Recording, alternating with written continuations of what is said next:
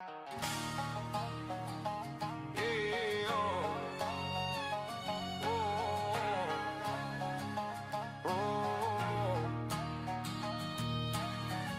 callers, last chancers, 9-to-5ers, truckers, dancers, couple Chucks, Earns, and Chandlers with a whole lot of prayers unanswered. Whiskey by noon and beer before that. Southbound train on a hellbound track. Might just put 2 middle fingers up and throw one back. For all the people who ain't never felt at home, spinning on a rock and getting stoned. Yeah, this one's for the losers, the outcasts and the sinners. There ain't never been no winners. Let's hear it for the losers. Ain't got nowhere to fit in. There's a place you can always get in. You might be lonely, but you're never alone. You're right here where you're supposed to be. Right here with all the losers, the ones like you and the ones like me. My therapist is a good bartender. Heartbreakers and 2-month benders. Bad times that we can't forget and good times that we won't remember. Raise them up when we hear a sad song. Love the cry of a steel guitar. No way to change the way we are. This one's for the losers, the outcasts and the sinners. They ain't never been no winners. Let's hear it for the losers. Ain't got nowhere to fit in. There's a place you can always get in.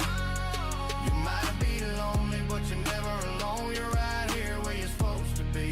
Right here with all the losers, the ones like you and the ones like me. If you're living like you got nothing to lose, there's a spot for you beside me on this stool. Come kick it with the losers, the outcasts and the sinners. There ain't never been no winners. Let's hear it for the losers. Ain't got nowhere to fit in. There's a place you can always get in. You might be lonely, but you're never alone. You're right here where you're supposed to be. Right here with all the losers, like you and the ones like me. The ones like you and the ones like me.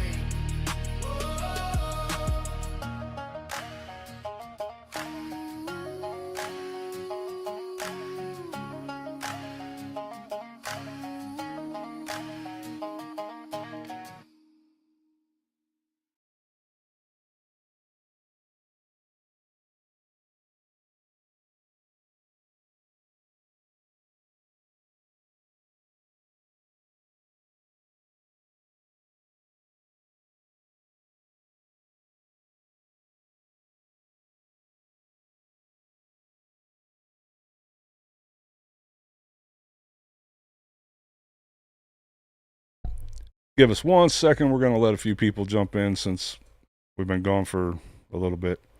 And we'll be right at it.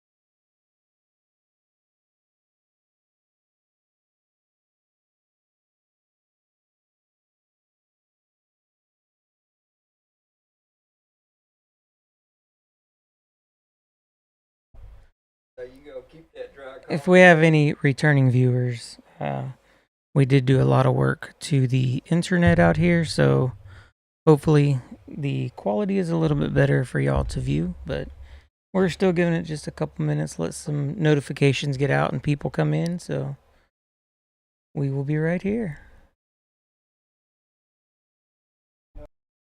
And I'm just going to let you know the camera angle does make me look fatter.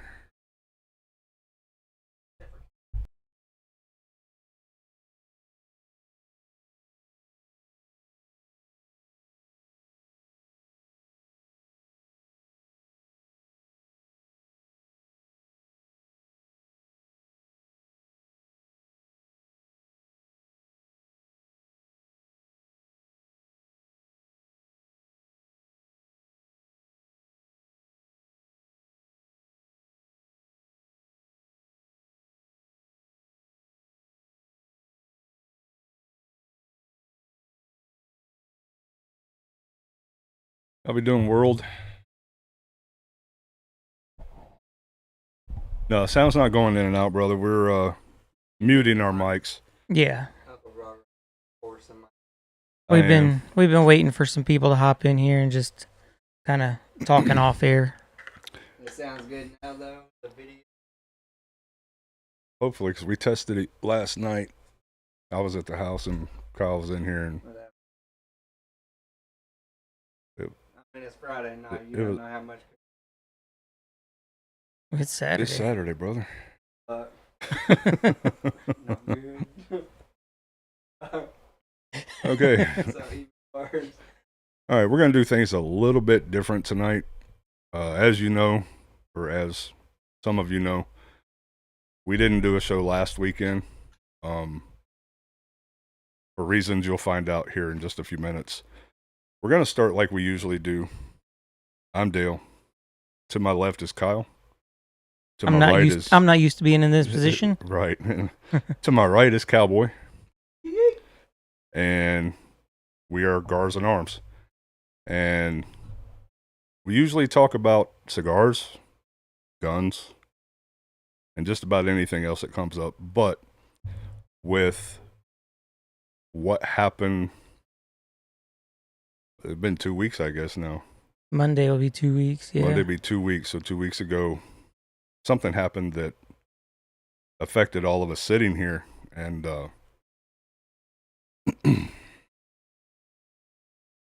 wow.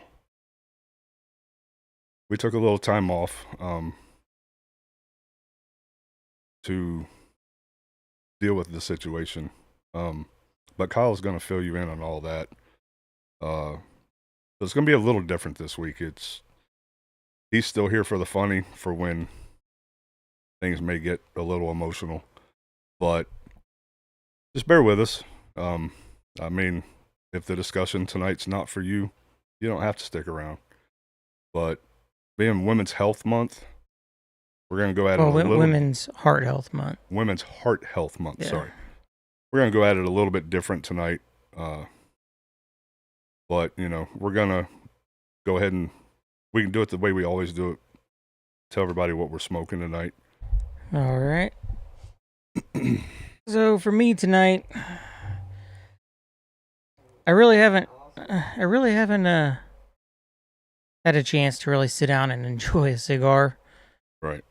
In the last 2 weeks, I think I've had like maybe two or three, just because I needed some That escape.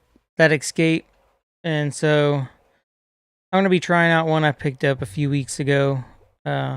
It's had a lot of hype around it, but it's the Amazon Basin, or not the right, Amazon Basin. I think that's what it is. I think you're right. I'm not going to dig through the trash. Yeah. So I'm gonna see what this one's all about. I picked up two. They were kind of limiting us on purchases at the local brick and mortar, but yeah, I figured I'd give this one a go for tonight. See what I think about it. Hopefully, it gives me a good, relaxing Say it break. It looks interesting. And it smells good too. So And I am smoking what I can't read. Actually, the last one I had was the hey, Cowboy, talk into your mic real quick. I want to double check that yours is. Talk or hit it. talk into it. No, it's not. It's not coming up.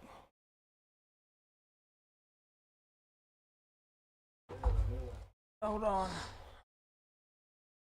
Of course, technical difficulties. Take a little bit off. How did this happen? We take a we little did- bit of time off, and everything goes to hell.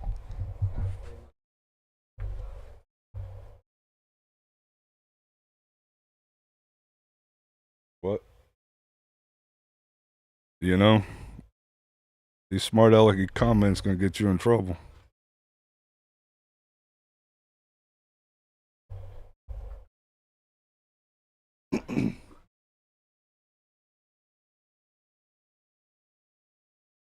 Oh yeah, so enjoy the music while you're waiting. La la la la la la la la la, bing bing bing bing. That's working now? Now I got you. Yeet! All Missed right. my whole damn thing Missed out the there. whole thing. Got mine. Yeah. Thank you, K Mama. Okay. I don't know what was going on with that.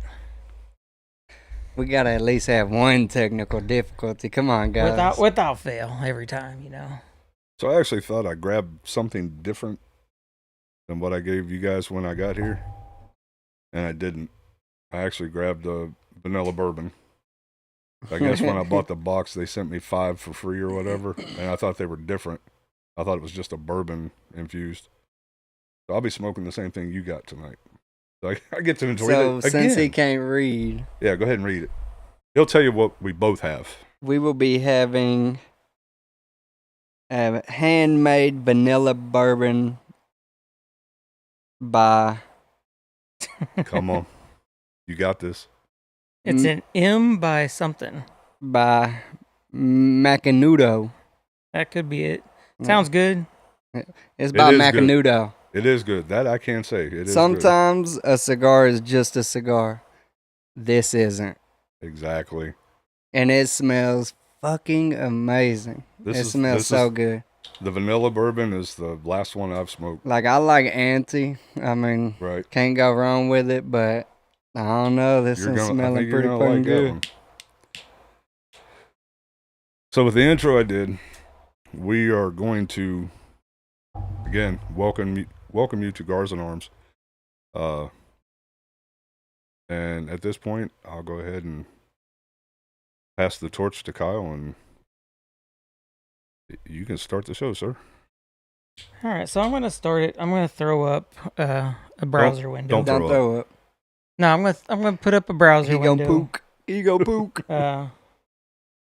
Here, just so that way. God. So February is American Heart Month, and in February's American Heart Month, they do focus on women's heart health. And this is where the two intertwine with the last 2 weeks for us Right.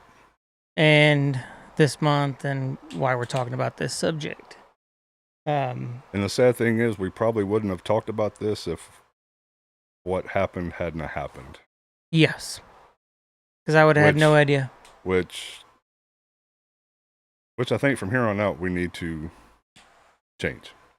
We need to make ourselves a little more aware.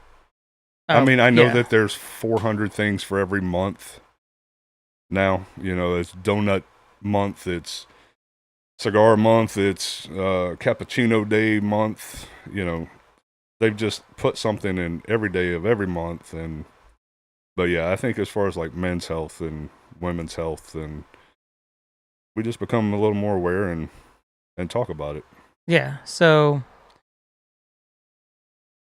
we'll kind of rewind on Tuesday. we'll kind of rewind on why we were missing for last week's show. So we'll step back before last weekend, and this all started on Monday, February 9th. What was a normal Monday for me? I was out here working in the gar room, chopping up videos so I could make some shorts and stuff, and Right. you know, uploading all the videos to Rumble and everything, because last week we had the horrendous problems with everything. The week before, I mean, Yeah. we had the horrendous problems with everything, And so I was uploading everything and Spotify, all that stuff, just getting everything hammered out, so that way I would be ready for the next week, right? Right. And that was all at about, that was in the 11 o'clock hour, 11 to 12 o'clock hour, I think, something like that. And I got that all done, and the last thing I did out here was I uploaded the video to our short maker, and it said it was going to take like 3 hours because the internet still was trash out here. So yeah, because you and I had been messaging back and forth so you could send me shorts so that I could put on. He said you switched to the second camera, now it's frozen. Really, we're gonna play this game again. I'm just gonna go back to this one. I'm just gonna leave it on this one. I'm tired of messing. So yeah, so we were messaging back and forth. You were sending me shorts that you had done so that I could put on the TikTok we now have. Yeah. And the three or four that I put up, they gotten pretty good hits on them. I think we've got close to 300 on a couple of them, over 300 on a few of them, or on one or two of them. So they're doing pretty good over there as far as shorts go. Not doing as good as they did on YouTube when you were posting them to YouTube, but they've done pretty good. Sorry to interrupt. No, you're good. And so, because the internet was so bad and it was going to take like hours. Hours, right. To upload, I had done some painting in here. I painted some of the ceiling accents black to kind of just slowly working on filling the room out and making it look better in here. Right. And I was like, well, you know what? I really need to... Huh? Take it down. Yeah, I'll take it down. That way people can see our sexiness. And so Kevin's sexiness. Your belly. I was like, well, I really need to run some electrical onto the other half of the building. Right. At least onto the other side over there.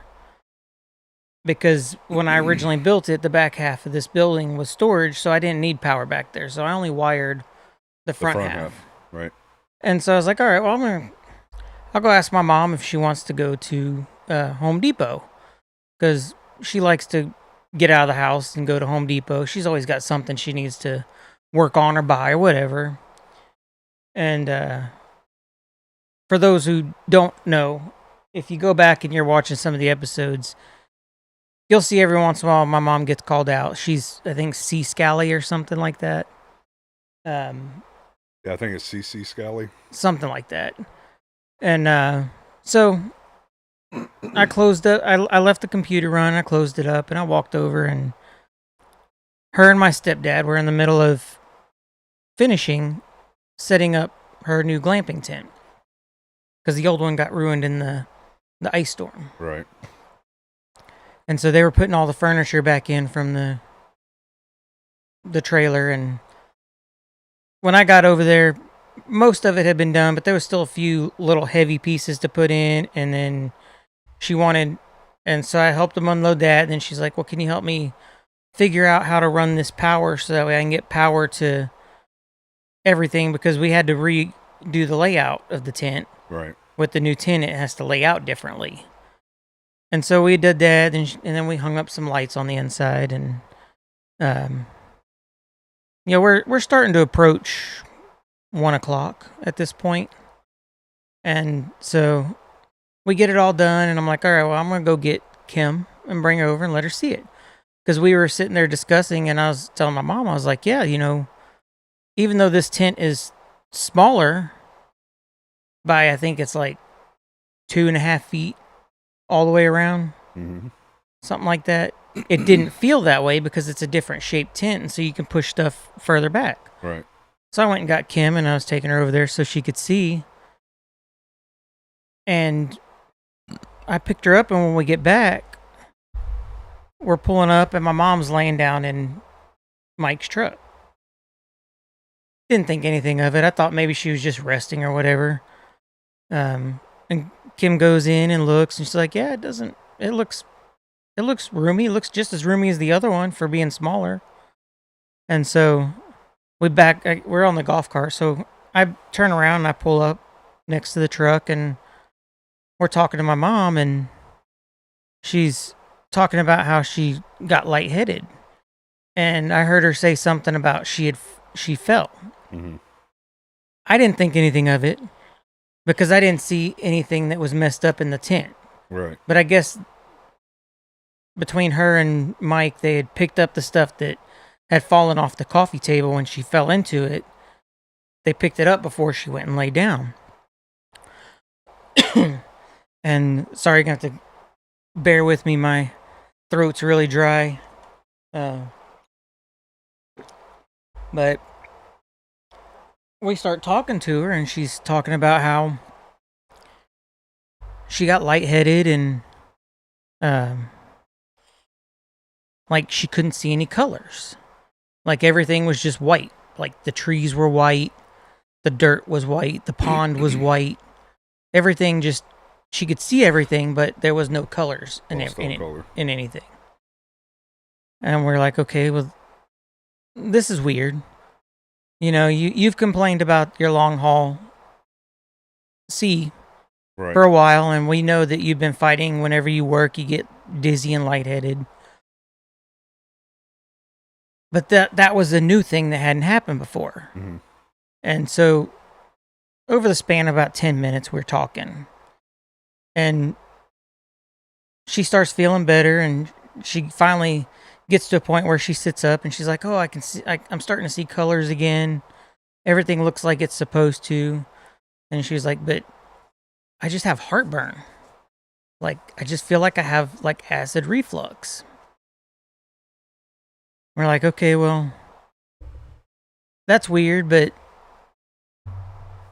Kim was already kind of concerned and kind of questioning, okay, what's going on here? Right. And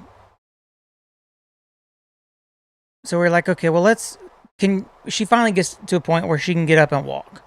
So she gets up and we're like, oh, well, let's take you inside so you can cool off. Maybe you just got overheated from working out there and no AC and all that. Let's go get you cooling off or whatever. And so she gets on the golf cart and we take her back around to her porch, and she gets off the golf cart, walks up the deck just fine, walks into the house, and she goes and sits down, and she tells my stepdad, well, hey, can you start me a bath? And we're like, no, not right now.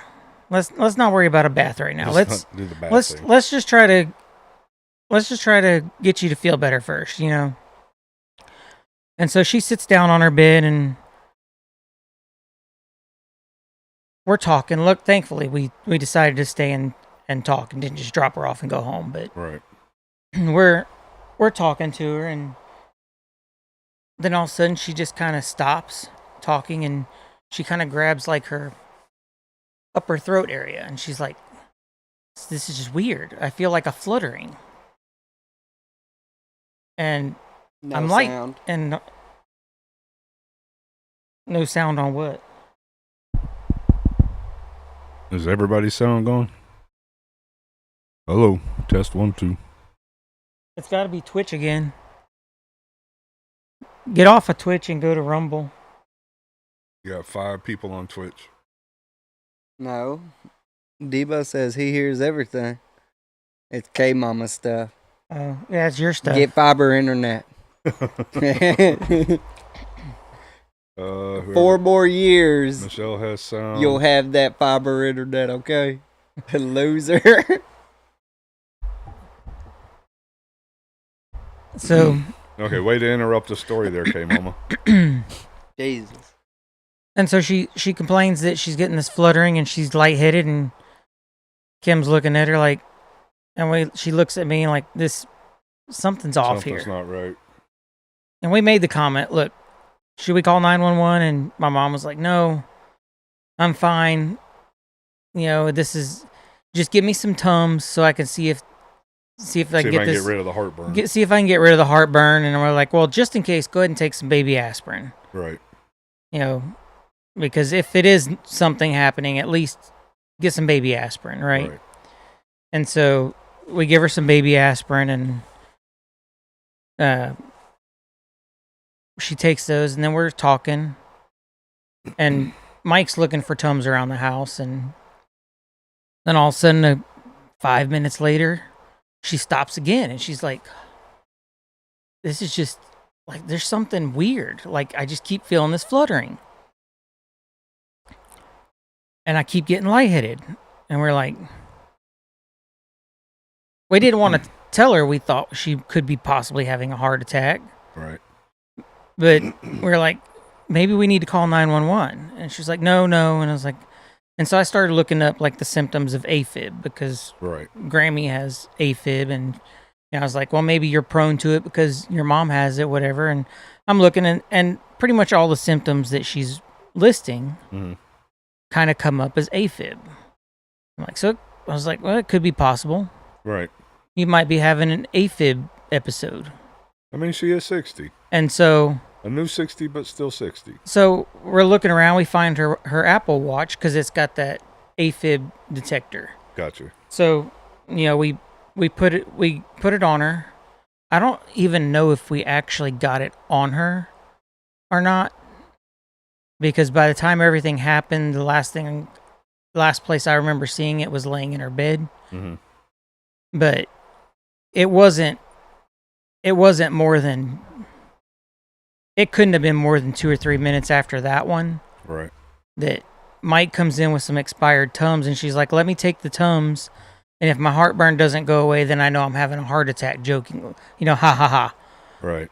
And I'm standing, I think I had gone to peek outside or something on the other side of her bed, and I look back, and all of a sudden she just like scoots up in her bed to more of a seated up position, and the next thing we know, she just locked up. Her arms just went down to her side, her head went to the side, and she just wasn't moving. And so Kim instantly called 911, and I ran around, and at first I thought she was having a seizure. Right. Because what I was witnessing was very similar to what I've seen Caden go through in his seizures. The only difference was her mouth wasn't closed. Her mouth was open. And so it clicked really quick that, okay, this isn't a seizure because her mouth isn't closed. Right. And that's when I started paying attention, and I saw she wasn't breathing. She was breathing, but it was like one breath every like 15, 20 seconds. And 911, when they got on the phone, they instantly said, like, is she breathing? And I said, yes, but she's very, very shallow and long between breaths. And so they said, let's count. And so I said, now. And they started counting. And then by the time they hit about 10 seconds, they said, okay, she's having breathing problems. We need to start CPR. And it was one of those things, like, I don't routinely pick up a lot of weight, but it was like that old kind of story or you hear where, like, a mom has been known to pick up a car or whatever if a baby's under it or whatever. Yep. That's kind of, I don't remember the exact like time frame, but all I know is when they told me I had to get her off the bed and onto the floor, I didn't even realize how heavy she was. And she's not a very big person to begin with. Right. But like, I just remember I got her from the bed to the floor as fast as I could, picked her up and put her down. And then proceeded to do, if you looked at that American Heart screenshot that was up on the website, they call it non-breathing CPR, I think. Right. Yeah, it's just chest compressions. And so they had me start that immediately. And I ended up having to do the CPR for somewhere around 10 minutes. That's a rough calculation. 10 12 minutes, something like that. All I remember is I remember the 911 operator constantly saying 1, 2, 3, 4, 1, 2, 3, 4. Yeah, she was keeping your rhythm for you. And then I remember them constantly saying, if we need to switch out, but I wasn't switching out. Right. I was not going to stop until EMS was there. Right. Because I didn't want to take a risk for any reason to stop and be a gap. Right. And all I remember is like that 10 minutes just felt like eternity waiting. I remember asking, where are they? Where is EMS? And I remember vaguely like the 911 operator saying, we don't have GPS trackers. I just know they're on their way. And they could never tell me exactly where they were, but I just remember like I was focused on staying in rhythm, and then I was watching her breathing. Right. And I just knew that every minute that went by, her breasts got further apart, further apart, further apart. And in that moment, I was like, where are they? Because if they don't get here now, she's not going to make it. Right. And they finally got there. And now, you told us the fire department showed up first, right? yeah, fire department showed up first. And they parked all the way at the street. And my mom's house is... It's a good 100 and... No, it's probably... 20, it's probably... 30 yards. No, it's probably 200 yards. At least from the street. Okay, yeah, I'll give you that. From where they parked was right. at least 200 yards. Why they didn't try to drive in, I don't know, but I remember they came in, and I remember they told me to get out of the way. And I don't really remember too much after that. Kim said, all I know is Kim said that by the time they were there and they got me out of the way, when I stood up, like I almost collapsed. Right. Just from going for 10 minutes straight. Yeah, because if you're doing it right, you're putting everything you've got into it. You're not... It's not like they show on TV. You know, it's not the... No. That's not it at all. You know what I mean? So, yeah, the fact that... No, and then you add the emotion, the adrenaline. Yep. All that on top of having to actually do it. You know, it's... And then it's not a stranger, it's your parent. Right. You know, all those things added on top of each other, like, makes everything... It made everything in my eyes more critical. Oh, absolutely. And I was more focused on not messing up and trying to do everything I could, you know. Right. And they got us all out of the... They made us all leave.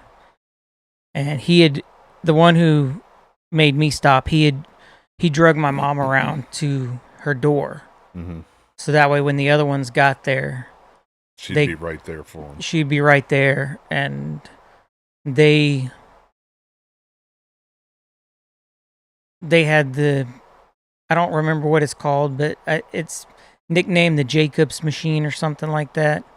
It's an automated CPR machine. They strapped that on her, and they had the defibrillators. Mm-hmm. And they ended up shocking her 2 times. And they gave her 3 shots of adrenaline in her heart. As well as the CPR machine going for 35 minutes. Before they finally were able to get a faint pulse back. Because they had already, after the first shock, and probably about 15 to 20 minutes of CPR, right, they said they were going to shock her again and then do CPR for another 10 minutes. And if they didn't have a pulse at that point, they were going to have to make a call of either take her to the hospital or put her on the ambulance and use this ultrasound machine to see if they could pick up a pulse. Right. And all I remember is they shocked her and they did CPR for a lot more than that 10 minutes. And nobody was talking to us. And so in my mind, she was gone. Right. And then finally they came out and they said, okay, well, we finally have a faint pulse. So we're going to take her to the nearest hospital. And they worked on her for another probably 5 to 10 minutes, I think. At least 5 minutes before they finally got her on a stretcher and loaded her up and got her out of here and took her to the hospital. And of course, we were left in the dark when we got to the hospital. Right. And Nobody. That's where me and Michelle and Nobody told us anything. most of the rest of the family met you guys. We up didn't there know what was happening. for a long time. And basically, what ended up happening was after, I don't know how long it was, 2.5 hours. Something like that. A doctor finally came out and said that they had gotten her blood pressure. They got a pulse. They got her blood pressure stabilized enough to rush her into surgery to put 2 stents in, and they placed the mechanical heart. The mechanical heart. What was the name of it? I've been talking about it all week. I can't remember its name. Okay, Mama, if you can remember the name of that, or even a little bougie. Impella. It was the Impella device. Okay. Which was basically... I don't remember. I heard it several times. It was basically a pump that they put in through her main artery in her leg, and they went up and they inserted into her heart, and it spun and kept the blood flow. Yep. They both... Yeah, okay, Mama said you're right, or that's it, and a little bougie said the exact same thing you said. But for 2.5 hours, we had no idea. Yeah, nobody told us anything. What was going on. And then we didn't even get to... All this happened around 2:20. And they took her to the hospital. They pulled out of our driveway at 2:53. Yeah, and when they did the procedures, they didn't tell us anything about... No. They didn't have consent from the family to do a procedure on her. But 2, and I think... they didn't say nothing. Yeah, they didn't... Nothing. They just came out and said, yeah, we did a procedure on her and that was put right. 2 stents in. That was at the ER. Yeah, that was... Because they rushed her to the cath lab, and that's where they lost her again. Yeah, well, that's where we found out after the fact. Right. I think it was 3 days later. The ER doctor came up and he saw us in the waiting room. And he had told us that she had coded again in ER. And he had brought her back and got her back into surgery. And nobody told us about that Nobody told us that either. But she got there at 3:30, and I don't think we even got to lay eyes on her until after 9 p.m. or around 9 p.m. when she was moved into the CCU unit. Like they didn't even let my stepdad or anybody even go into... And what hospital was this? The Conroe Regional Hospital. Well, you can't see it on the big one, but on the side it says tell what hospital. So I just wanted to let it be known. That was bougie saying tell what hospital. Mm-hmm. So yeah, I couldn't believe that they didn't even allow my stepfather to go back to the recovery room after she came out of Yeah, the procedures to at least put eyes on her, you know? They didn't tell him shit. Didn't allow him to do shit. But, I mean, here we are. We're on day 12, I think. Something like that. I've lost track. Yeah, We've I was been gonna It was say last Monday. we've been living not this past one, but Not the one this before. Monday, but last Monday. we've essentially been living at the hospital Yeah. for the last 12 days, only coming home to sleep and Except for myself, I finally went back to work Thursday. and I've had to come home because And we have all these farm animals that I have to take care of, so I'm having to come home at night, Kids have school. take care of them, you know. so yeah, and- every day's kind of just ran together. And I couldn't so, even tell you what the date is today. It's how far but I am. she was on 21st. pretty much full life support. She was on a ventilator for 4 days, but 3 days, something like that. I don't remember exactly. Yeah. But it wasn't forcefully breathing for her. She was still breathing. It was just assisting. Every time she would take a breath, it would push extra air in. And then not only did she deal with 2 heart attacks, they were both widowmakers. But then we find out, I don't even remember, 10 days later, or 8 days later, that she had pneumonia. And this is why she was so critically ill. Right. And we were on Yeah, an hour-by-hour basis for the first 4 days. Yeah, we were just told that she had 2 infections. Yeah. One was a UTI, not really a big deal, but they weren't sure what the other one was, but it was in the lungs. And then days later, they tell us it was pneumonia. Yeah. I mean, It's been a very, very emotional, hectic, stressful, everything last any other word you can 12 think days.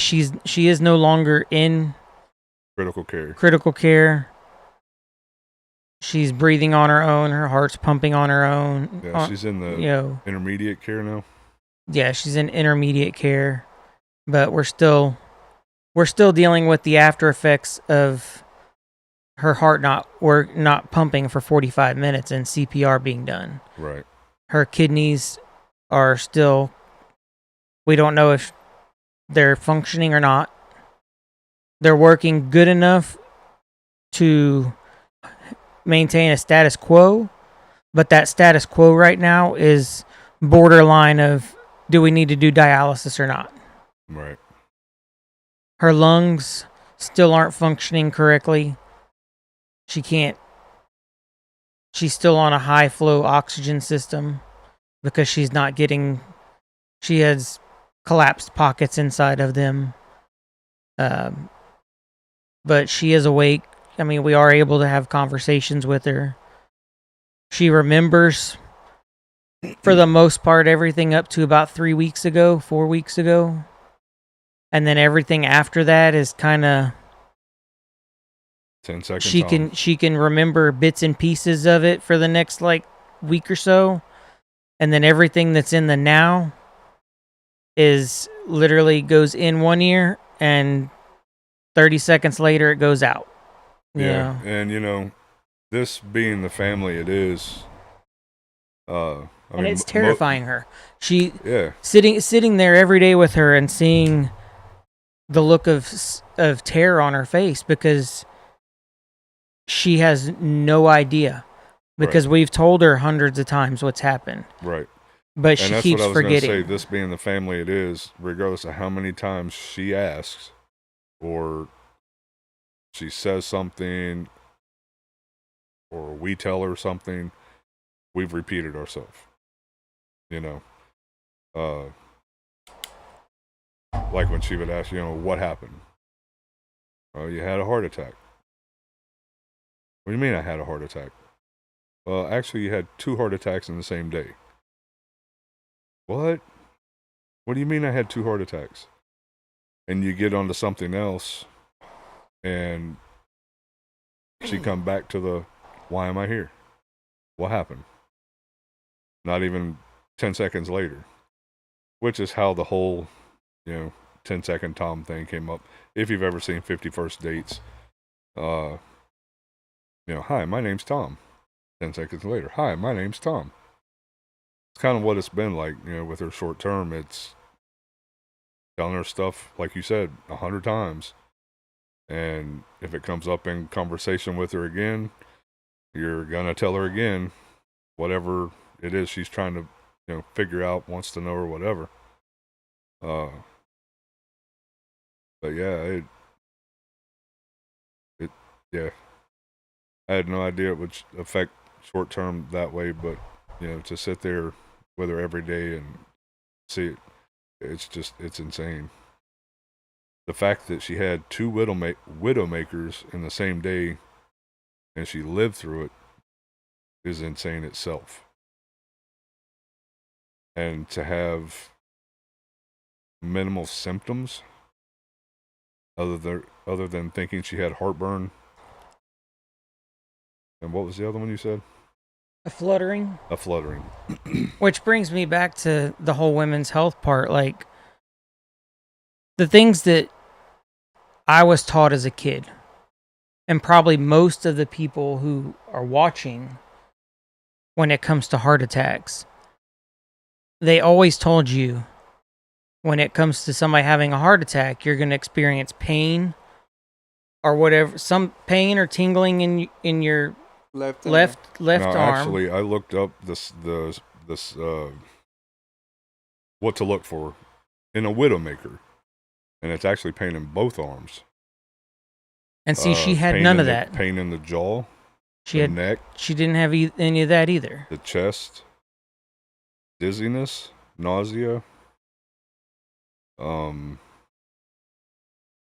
There's a couple more I can't remember. But with you saying that she just had the fluttering and what she thought was heartburn, the heartburn I could see as being a chest pain, but mild enough to think it's heartburn or whatever. And that being the only symptom is insane.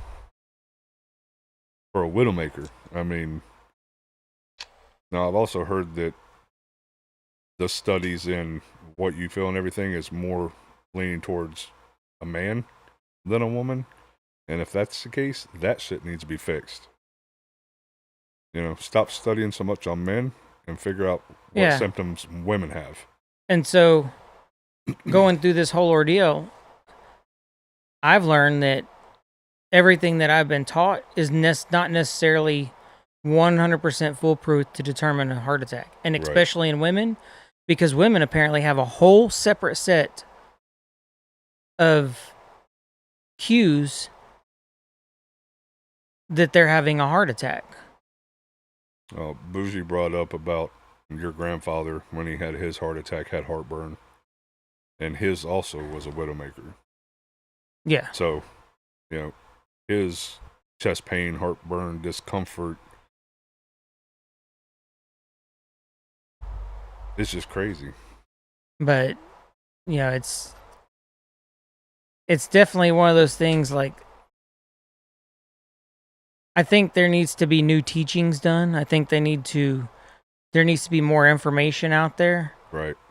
So people are more aware of what is going on and what are symptoms, because it's not always as simple as pain or something in one or both arms or in your leg or whatever, Yeah, I mean, to be setting up a campsite, to go from that, laying down the truck going, oh, I'm overheated, to then walking into your bedroom going, I want to take a bath.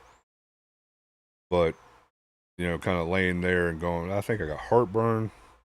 I may be going into AFib. But, yeah, none of that. I wouldn't have thought that she was having a heart attack at that point. Because, like you said, it's not typical symptoms. Now, almost immediately. And if you're listening on Spotify, once this goes on there, I did do air quotes, so. Now, immediately, I can tell you immediately when she was laying down in the truck outside, Kim immediately went to, she might be having a heart attack, and we need to possibly call 911. Right. But of course, my mom, being who she is, was, no, we don't need to do that. I got too much stuff to do. I just need to cool off and rest, and I'll be good. Which is what most of us would have done. Yeah, I don't need that bill. You know what I mean? Plus, like you said, I got too much stuff to do around the house. I mean, I couldn't tell you how many times I've heard my mom and dad say that. I got too much stuff going on, too much to do around the house to be taken right in an ambulance, a hospital, to tell them I'm fine and I just need to burp or go take a poop. And I mean, we've all heard it, I'm sure. And I'll also piggyback on that subject about like symptoms. I will 100% wholeheartedly stand behind. You need to make sure that people in your household know how to do CPR. Yeah.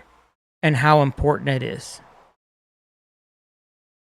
I did a CPR class when I was like 8.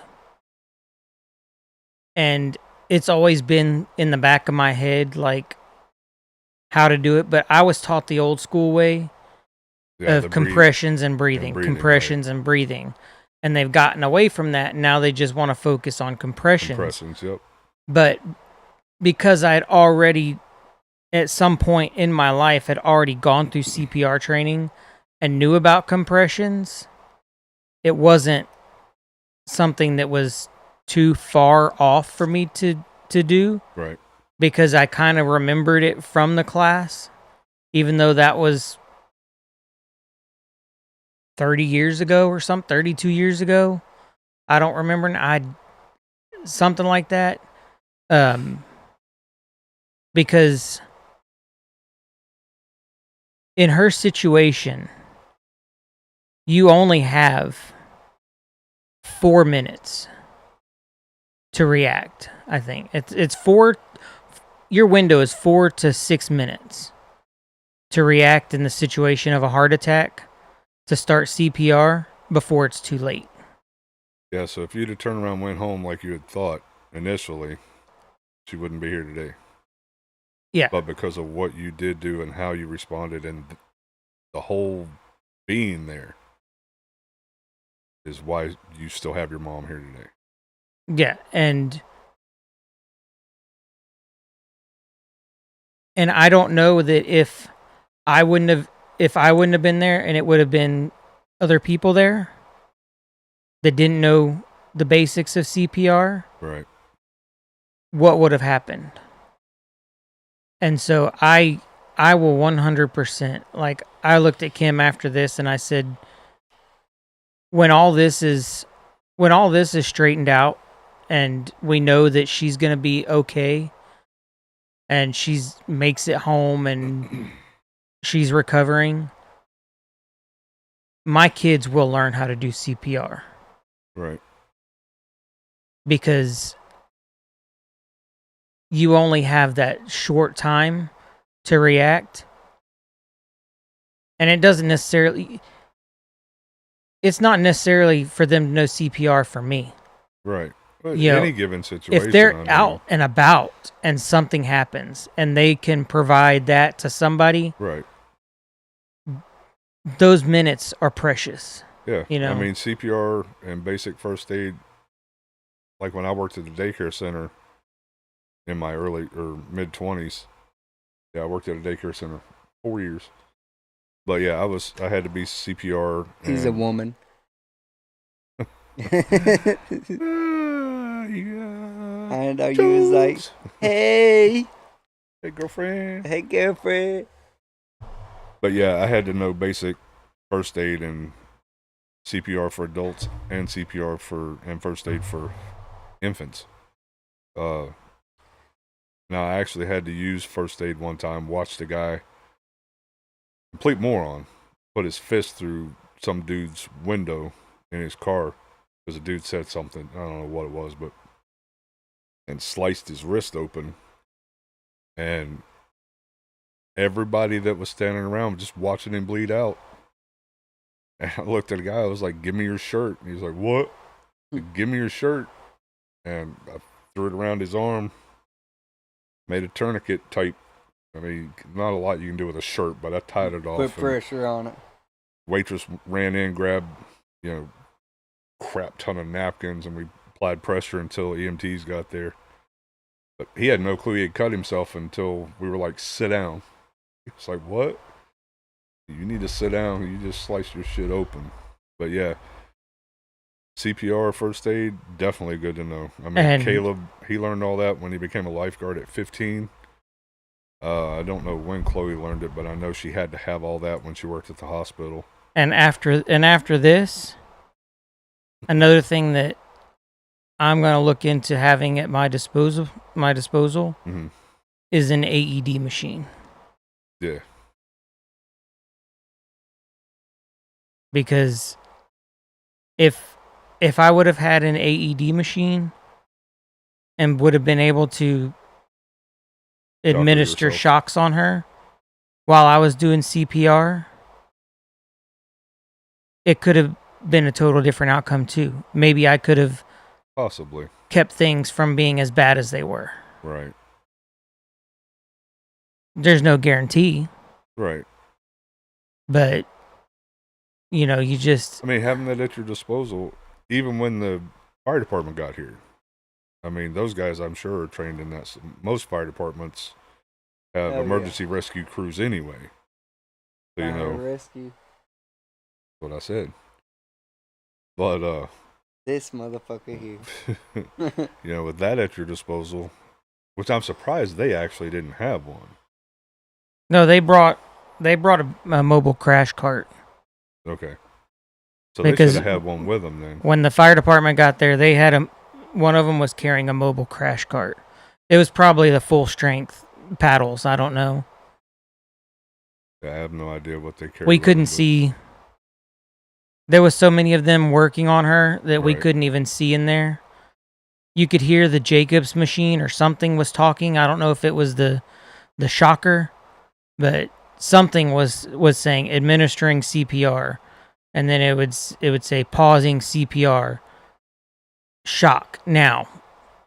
Also, it was probably doing compressions and shocking when it needed to, when it thought it needed to. But yeah,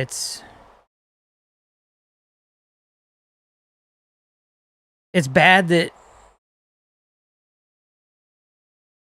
situations like this, it takes situations like this for you to think about things. But I think that's part of the awareness about things. Okay, you have to be a little more specific. I mean, We've never just sat around here going, man, we need to know CPR because what if something happens one day? right. That's not something that's talked about. Right. That's what I'm referring to. Gotcha. Like you said earlier, we wouldn't even be talking about this if this wouldn't have This happened. wouldn't have happened. I agree. And it just seems like that's always when things are thought about when it's too late. Right. It's kind of like, families that don't really talk. It takes a funeral or whatever to get people together. Situations like this, it always takes something like someone having a heart attack, your mom having a heart attack, or I don't know, so-and-so getting hurt before you make yourself aware of what you should have done, could have done, would have done different. You know what I mean? Yeah. Okay, Bougie, you're writing a little too much there. I ain't reading all that. It's hard enough for me to see the comments, much less read 2.5 paragraphs. She copy and pasted in the adrenaline shots. Oh, okay. You're doing too much. Just kidding. But yeah, I hate that this is the way this episode had to be. I hate that we had to have this kind of And that's like subject matter, but I felt that's like when Cowboy asked me at some point, during the first week of all this, he asked if we were going to do an episode last weekend. And I told him, as far as I was concerned, it was on pause until you were ready. Your mom was out of most of what she was going through, and you felt comfortable coming back and doing it. I was actually surprised when you come up to me in the hospital and said, I think we need to go ahead and do an episode this weekend. I was like, are you sure? And then you were like, yeah, Women's Heart Health Month. I think this is something we need to talk about. But I mean, I was on board, dude. I was right there. And I told Kevin, I don't remember how I told you. He probably fucking yelled at me or something. That's about right. It was through Messenger. I can't remember if you asked No, again. he called and yelled at me. Okay. So I yelled at him and told him that you were wanting to do an episode this weekend. I hope your shit falls off on the floor. But I hope you hit your big toe. And it throws your balance off. And I fall? I didn't say that. I'll try to catch you, but no, you won't. You let me hit the ground. I'll laugh at you when I figure out you're okay. Okay. As long as you make sure I'm all right. But in her situations, like all of last week, we were literally living on an hour-by-hour basis. Right. I mean, even when I'd come home to sleep, I wasn't sleeping. None of us were. Because I was too afraid of that phone call. Yeah. In the middle of the night, you know? I know exactly what you're saying. I mean, I know one of the last phone calls I got with my dad was 11:30 at night, and the doctors telling me that he had been gone for well over an hour, that they had been resuscitating for a little over an hour, and told me he may not make it through the night. And the only thing I could ask was, I'm 1,200 miles away. I said, is there any way you can keep him alive long enough for me to get there and say goodbye? And they said, we'll do what we can do, but there are no guarantees. I drove 23 hours straight, and I left that night, got there sometime the next night, I think. I don't know. It was, like I said, 23 hours. I don't remember if I got there during the daytime or nighttime or what it was, but I watched him in ICU for a little over 30 days, and the piece of shit company I worked for kept calling me, asking me when I was coming back. I came back. I was home for a week. I was at a Exxon plant unloading when my sister called me and told me we had to let him go. And she called me 2 minutes later and told me he was gone. My dad was completely different. Same day. Had a massive heart attack. I left work dead before I got there.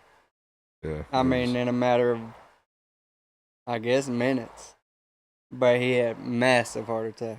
Bleeding out of the ears, bleeding out of the eyes. Like, oh, wow. They said basically his heart exploded. And I mean, it was instant. So there wasn't no keep him alive. There wasn't none of that. Right. By the time I was leaving work, he was gone already. So I mean, thankfully, it was my little sister. So there wasn't no CPR. There wasn't none of that. She didn't know what to do. I'm sure she was fucking freaking out. And I mean, I regret not ever going to see him as much as I should have, but you don't know. Like this. Yeah. You don't ever know when this shit's gonna happen. It's out of the fucking blue. And my dad was younger than your mother. I mean, I can't even tell you. It's been probably 8-9 years now, maybe longer than that since he's been gone. But it's instant. Like, you never fucking know when this is gonna happen.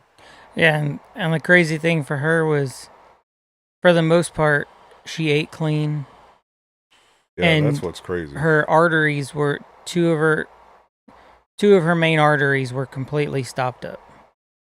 But yet, when they checked her cholesterol levels, on the blood draw when she came in, her cholesterol numbers were normal. So it just shows you it's not always what you eat, it's where you come from too. Because her genes contributed to her problem.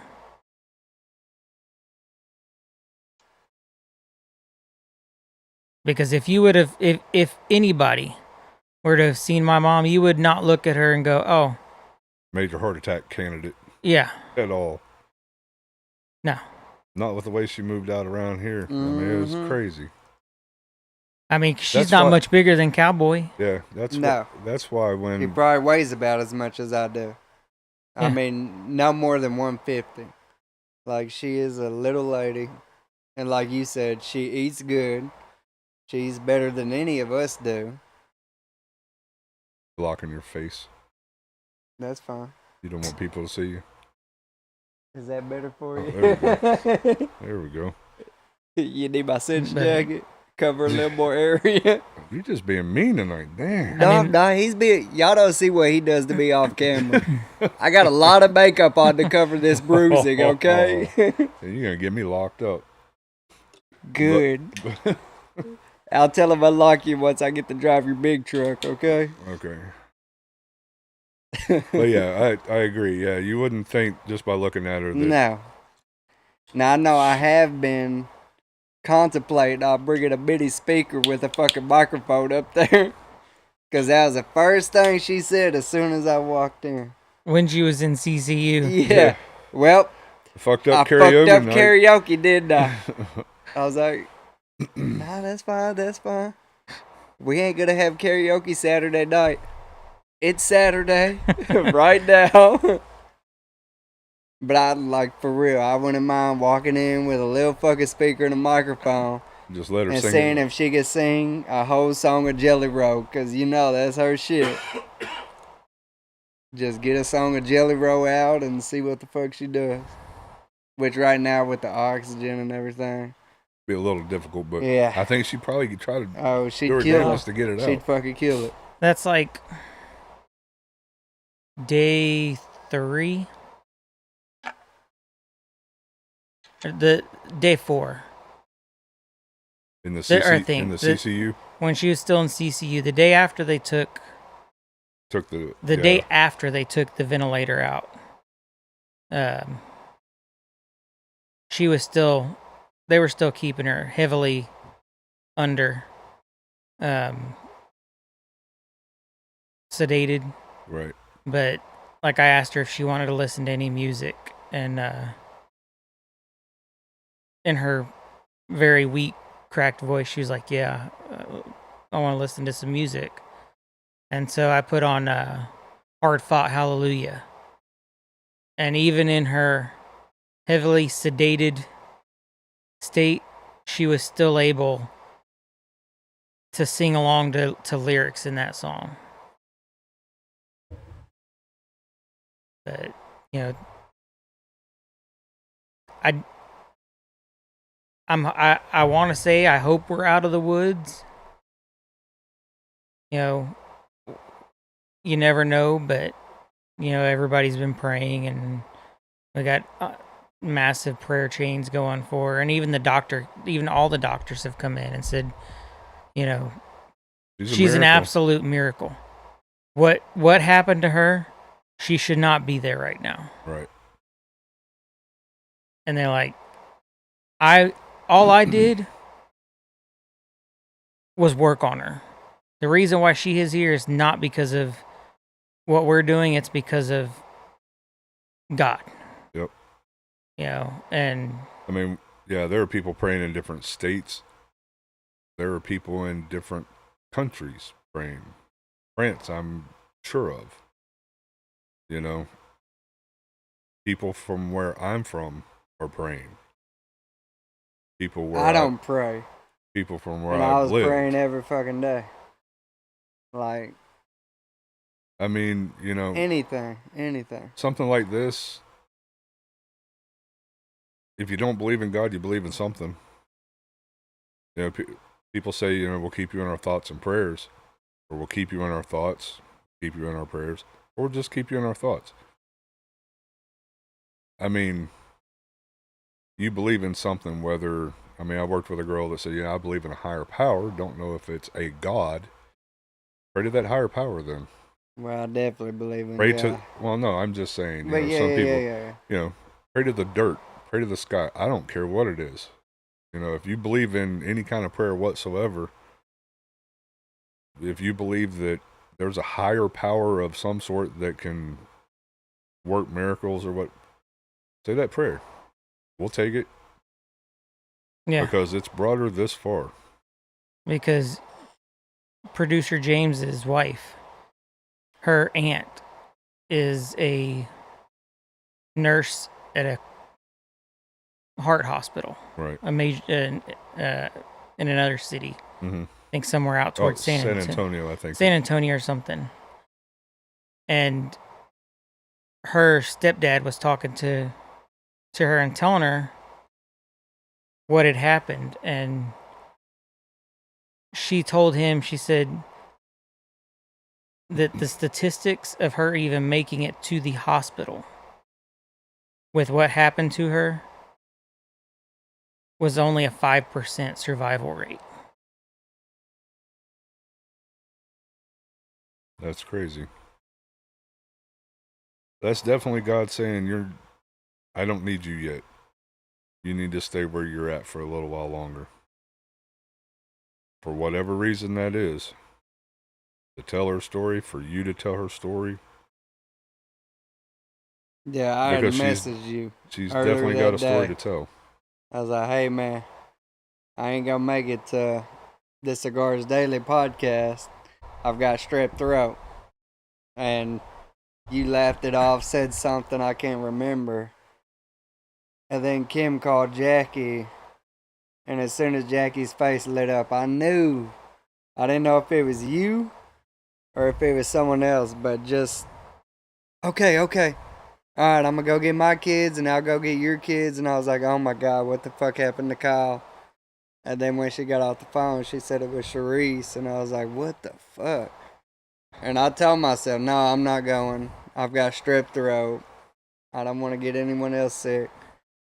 But when I was at the doctor's office, they gave me a mask. I was like, you know what, fuck it. I'm going to go up there just... I didn't know if I was going to be able to see Sharice or not, to be honest. I didn't know the extreme of whatever was going on, but... We were all in the same boat in that yes, ER. Yeah. exactly.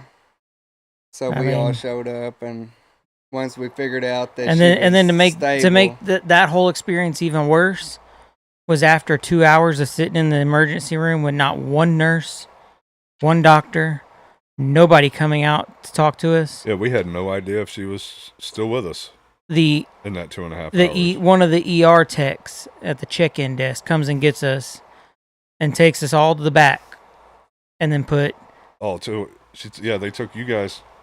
three. You, Mike, and James. were and the Aunt only Michelle one. Yeah, Michelle. Was it? Put us- Was she there too? put Yeah. us in a room. Couldn't have been bigger than 8 by 8. And the thing is, Just big enough for 4 chairs and a lamp. And it had a phone on the wall. And sent the rest of us to the cafeteria. Had a phone on the wall. No TV. No windows. And then disappeared. And we sat in that room for an hour. Yep. And I was just sitting there going, you don't get put in a room like this unless it's like for bad anything news. good. You know, you don't get put into an isolation room like this with no windows, no wall, Unless no you're getting ready windows, to no get some bad TV, news. nothing. And then we sat there for an hour almost with nothing. Yeah, so I'm gonna say that if it hadn't have been for, I'm gonna say her first initial A, and I think it was Michelle, went looking for someone. They went back to the ER desk to ask them, "Hey, y'all put us back here. We haven't heard anything. We haven't had anybody come by." Yeah, she's still with And us. they had What's and going they on? had an attitude with them and said, "Well, she's not in the ER anymore. She's in the cath lab or whatever it was. Yeah, Or that's like- what it was. And when they were walking back, the doctor showed up and proceeded to tell us that he had put 2 stents in and put the Impella heart device in. Well, we got more news from Jackie. The paramedic. When Jackie's, I guess it's some mom from our school that the kids go to, and Jackie seen her leaving when she was out there, and she was like, "Oh yeah, they're about to come and get y'all," and like, why did this lady that's getting off of work have to tell us more news than anyone else that's been there? Oh, give them time. They're going to come get y'all and they'll let y'all know what they're doing. Because the only communication we had Was from the paramedic when was she came about out. an hour and a half, I think. Hour and a half after we got there. One of the paramedics that was here had come back and said, I'm not a doctor. I can't tell you what's going on. I can't tell you much. I can just tell you what I know. And she's like, all I know is they have a pulse. It's very faint. And they're trying to get her blood pressure up so that way they can Get her to the cath lab. and do a CAT scan to see if there's a blockage because Right. they suspect that's what's wrong. Right. And then 2.5 hours later, she's got 2 stents and a heart beating machine thingy. La Bamba or whatever y'all call it. Impala? Impala. Impella. Impella. Chevrolet Impala. She had a Chevrolet Impala V8 going And- on. SS. And then we find out afterwards, talking, that her heart is actually small, Oh, yeah, I forgot all about that. and so the device, there was a very small window for the device to fit in her heart, and it wasn't like the slightest amount of movement could have dislodged it, and it would have stopped working. And so the entire time she was on that, basically the whole time she was on life support, they had her strapped down to where she couldn't move. And now today we found out, because ever since they did put the machine in her, she's been having problems with finding the pulse in her foot, and she can't feel sensations and stuff in her foot. Right. And so we found out today that they ordered a CAT scan so they can scan her leg, because they think that there could be nerve damage from the heart pump going in her, and it might have caused some nerve damage, which is causing her foot to be messed up and not feel the feelings. Gotcha. But And just for the record, today is the 13th day in. That's what I said. I happen to have it on my calendar on my phone. So yeah, today was day 13 that with our little 13, you might as well say 2 weeks. 2-week hospital visits, stays. it's a lot. Not how It's like you said. not at the how I beginning. wanted to spend the last 2 weeks or envisioned a vacation. Or, I don't think this was on your mom's bingo card either. It wasn't no. on any bingo card I've ever seen. But, the families come together and But yeah, Been there for it. it's definitely important to. I don't know why when it comes to things like this they don't do more awareness. They'll run commercials, pointless commercials, all day long on TV. Why aren't you running commercials that are actually putting out information that can save lives especially like this month? yeah, or just take it upon yourself to. I mean, I don't even know how you'd have your heart checked by a doctor other than I just don't know. There's things you can do. But I think this is more research that we'll be doing if we're around future episodes. I mean, like I said, I think the three of us as a collective group, need to research, be more aware on the men's health, even at that, kids' health, the autism, even as minor as the ADHD. I think, I don't remember, as far as kids go, I don't remember there being a lot of talk about kids with ADHD. Now, I know ADD was around. I knew quite a few kids with ADD, the attention deficit disorder. But the ADHD, I mean, that's new, and the autism seems to be a lot higher nowadays than it was back in the day. But definitely heart health, and of course, I know it makes us look a little bad. We're sitting there talking about heart health, puffing on what we're puffing on, and the cigars and the drinking, and I've just got Dr. Pepper just for the record, but Ew. Water. but High quality H2O. You get it, Bobby Boucher. that's right. but yeah, and I'm sure your grandmother, my mother-in-law, sitting there going, yep, y'all sitting there talking heart health, puffing on cigars and little plastic things. But I mean, It's not going in my lungs. I've been a smoker since I was 15.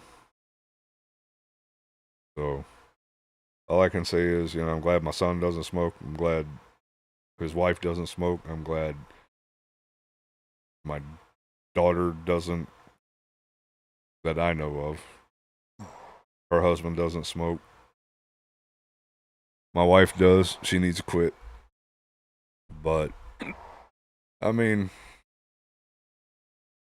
yeah, I agree with you. I mean, there definitely needs to be more awareness. If you feel something, say something. Don't say you're fine. You got a discomfort in the chest, down the arms, in the neck, jaw. You feel a flutter. Tell somebody. But it's kind of like that night that you guys were down at Grammy's house. Or no, you probably weren't. I know Michelle was, because I called her. Because when I had that whole whatever going on. Oh, yeah, I remember. And I called Michelle. I was like, I think I'm having a heart attack. They need to take me to the hospital. I get to the hospital, and the doctor's like, are you stressed? I was like, I'm a truck driver. I stay stressed. And she couldn't get my heart rate down. So she stuck 2 fingers right around my collarbone into my neck and massaged there for 2 or 3 minutes. And it brought it down tremendously. I was like,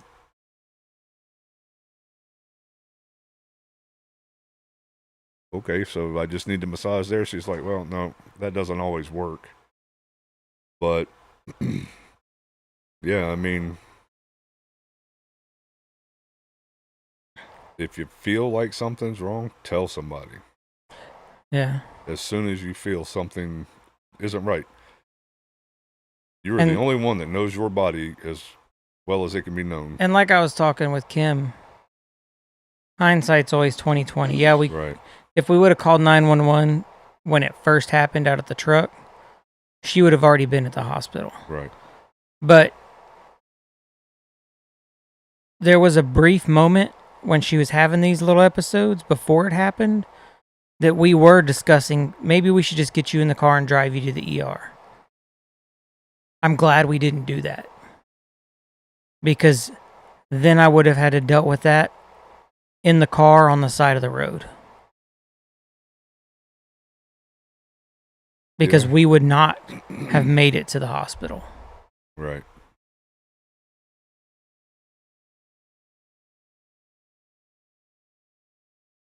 It's crazy to look back on and think about. Yeah. So many things could have gone different directions. Oh, 5 minutes here, dropping her off and saying, "We'll get some rest. We'll come and check on you later," Right. and going back home Would have been a whole whole story. different situation. You know, everything happens for a reason. Yep. You know, and there was a reason why we stayed in her room. Right. There was a reason why we didn't leave. There was a reason why we followed her in there. 100%. But you know, all we can do is just continue to pray and she's not out of the woods yet. and it's hope gonna that it's going to be a long road. She starts making some steps in the right direction with some of these other problems. Right. The good thing was, according to the cardiologist, her heart's only performing about 5% less than the range of a normal 60-year-old. Yeah, let's talk about that for a second. He said that her heart, at the time he told us this, was working at 45%. A normal average heart works at, For a 60-year-old, or a 60-year-old, works at, 50 to 65%. no, it was 60 to 75%. Because when I heard the 75%, I looked at somebody. I don't remember who it was right now. I think it was Kimmy. I think it was your wife. I looked at her and said, I want to know what the other 25% of my heart's doing. If I'm only using 3/4 of my heart, I want to know what the other part's doing. Is it just sitting back having a nice little weekend? Oh, we'd like a cup of tea. Something, you know what I'm saying? No, I want 100% of that bad boy working. Oh, yeah.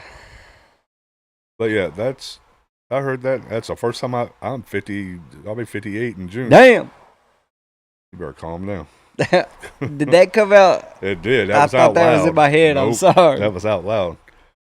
But yeah, I'd never heard that a normal heart for that age only works 60 to 75%. I heard 50 to 65.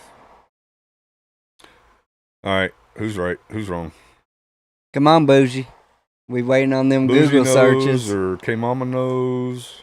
K-Mama in there using her fucking brand new Dyson right now. That's what Yeah, the hell she doing. isn't hearing anything.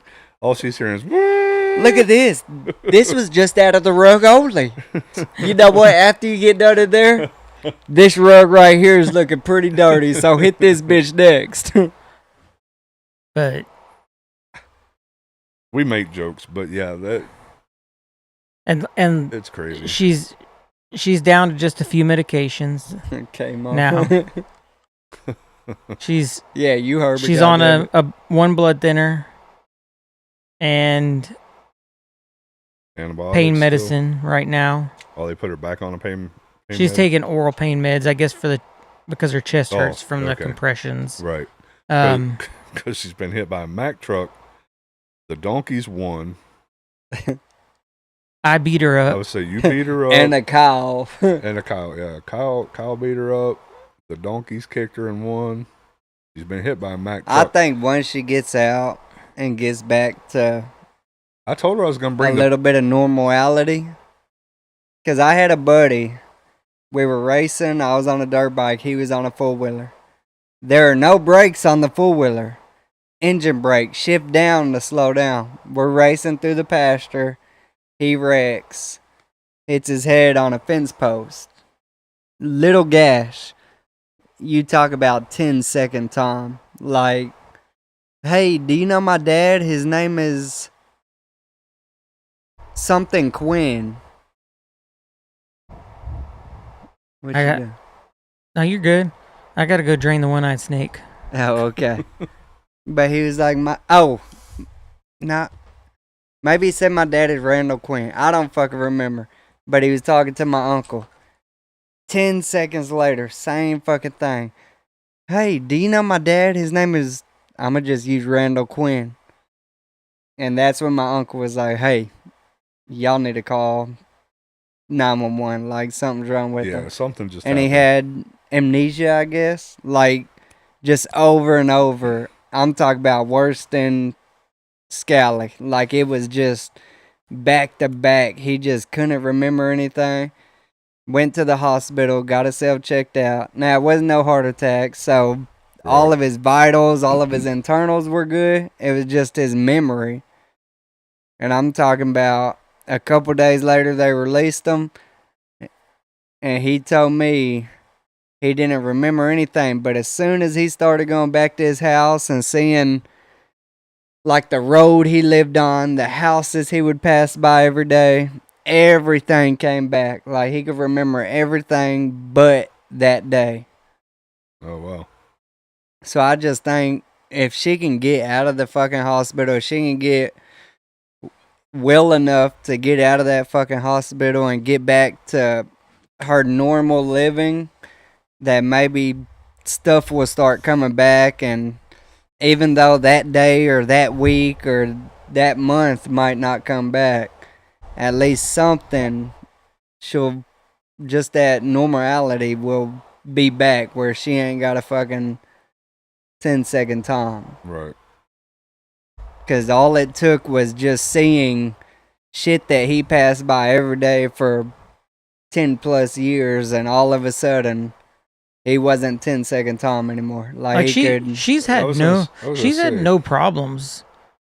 Like when somebody walked, even when she was early on in the CCU, when people would come and see her, as soon as they walked in, she knew who they were. you Well, know? it wasn't that. Like, it wasn't the fact that he didn't know people. It was the fact that he just kept, like my uncle, he didn't know him. And that's probably why he kept asking him, hey, do you know my dad? And I'm talking about every fucking 10 seconds, like literally. After he asked him the question, he'd turn, talk to me, and then ask my uncle the same fucking question. And that's the only thing that told us, oh, we got to call 911. Something's not right. Yeah. But like I was telling Dale, as soon as he got out the hospital and went home, he said as soon as he started passing houses that he sees every day and got home, everything came back. Like, he don't remember the day of or the 2 days of. Like, he don't ever remember riding the four-wheeler. He don't remember coming to my house. But other than that, he remembers everything. He remembers where he lives. He remembers, I mean, his everything came back. Like, he was back to fucking almost normal. Now, R.I.P., he fucking fell asleep and wrecked his fucking car and hit a tree on the way to Colorado, but he remembered everything I after was he got gonna out say the it hospital. wasn't his day that day. That day, no. And Who my was dad that? was pissed off that he was on the Who was four-wheeler. that? Who was that? Aaron Quinn, someone I went to school with. And my dad was so fucking mad. Because he did not want insurance or nothing like that being on his shit. So we said he fell off the trampoline and hit his head on the four-wheeler. That was the story we stuck to. Even his mom called. Now, what really happened? Bitch, that's what happened. He fell off the trampoline, hit his head on the four-wheeler. Until today. Until today. I don't care if he's gone or not, that's still what the fuck happened. He I mean, didn't I will fucking say, wreck a four-wheeler. as stressful as the whole situation was, she has definitely brought smiles to the situation She has. with the way she's been responding and acting during this whole thing. Because the 10-second Tom thing kind of started out as a little joke between us until she overheard us and she was like, what do you mean 10-second Tom? Well, we've had this discussion not even 30 seconds ago. What? Which is another thing she started that she finds funny, is the whole, because Kyle's been taking videos of her in certain situations and he'll play them back for her, and she will laugh her ass off because she finds it funny. Because like Kyle says, she's got all her past memories. It may take her a second to remember 100% of that memory, but she's still got her sense of humor. Yeah, the one thing that has been missing through this whole thing has been her filter. Hmm. And so, as she likes to say, she has Tourette's now. Yeah.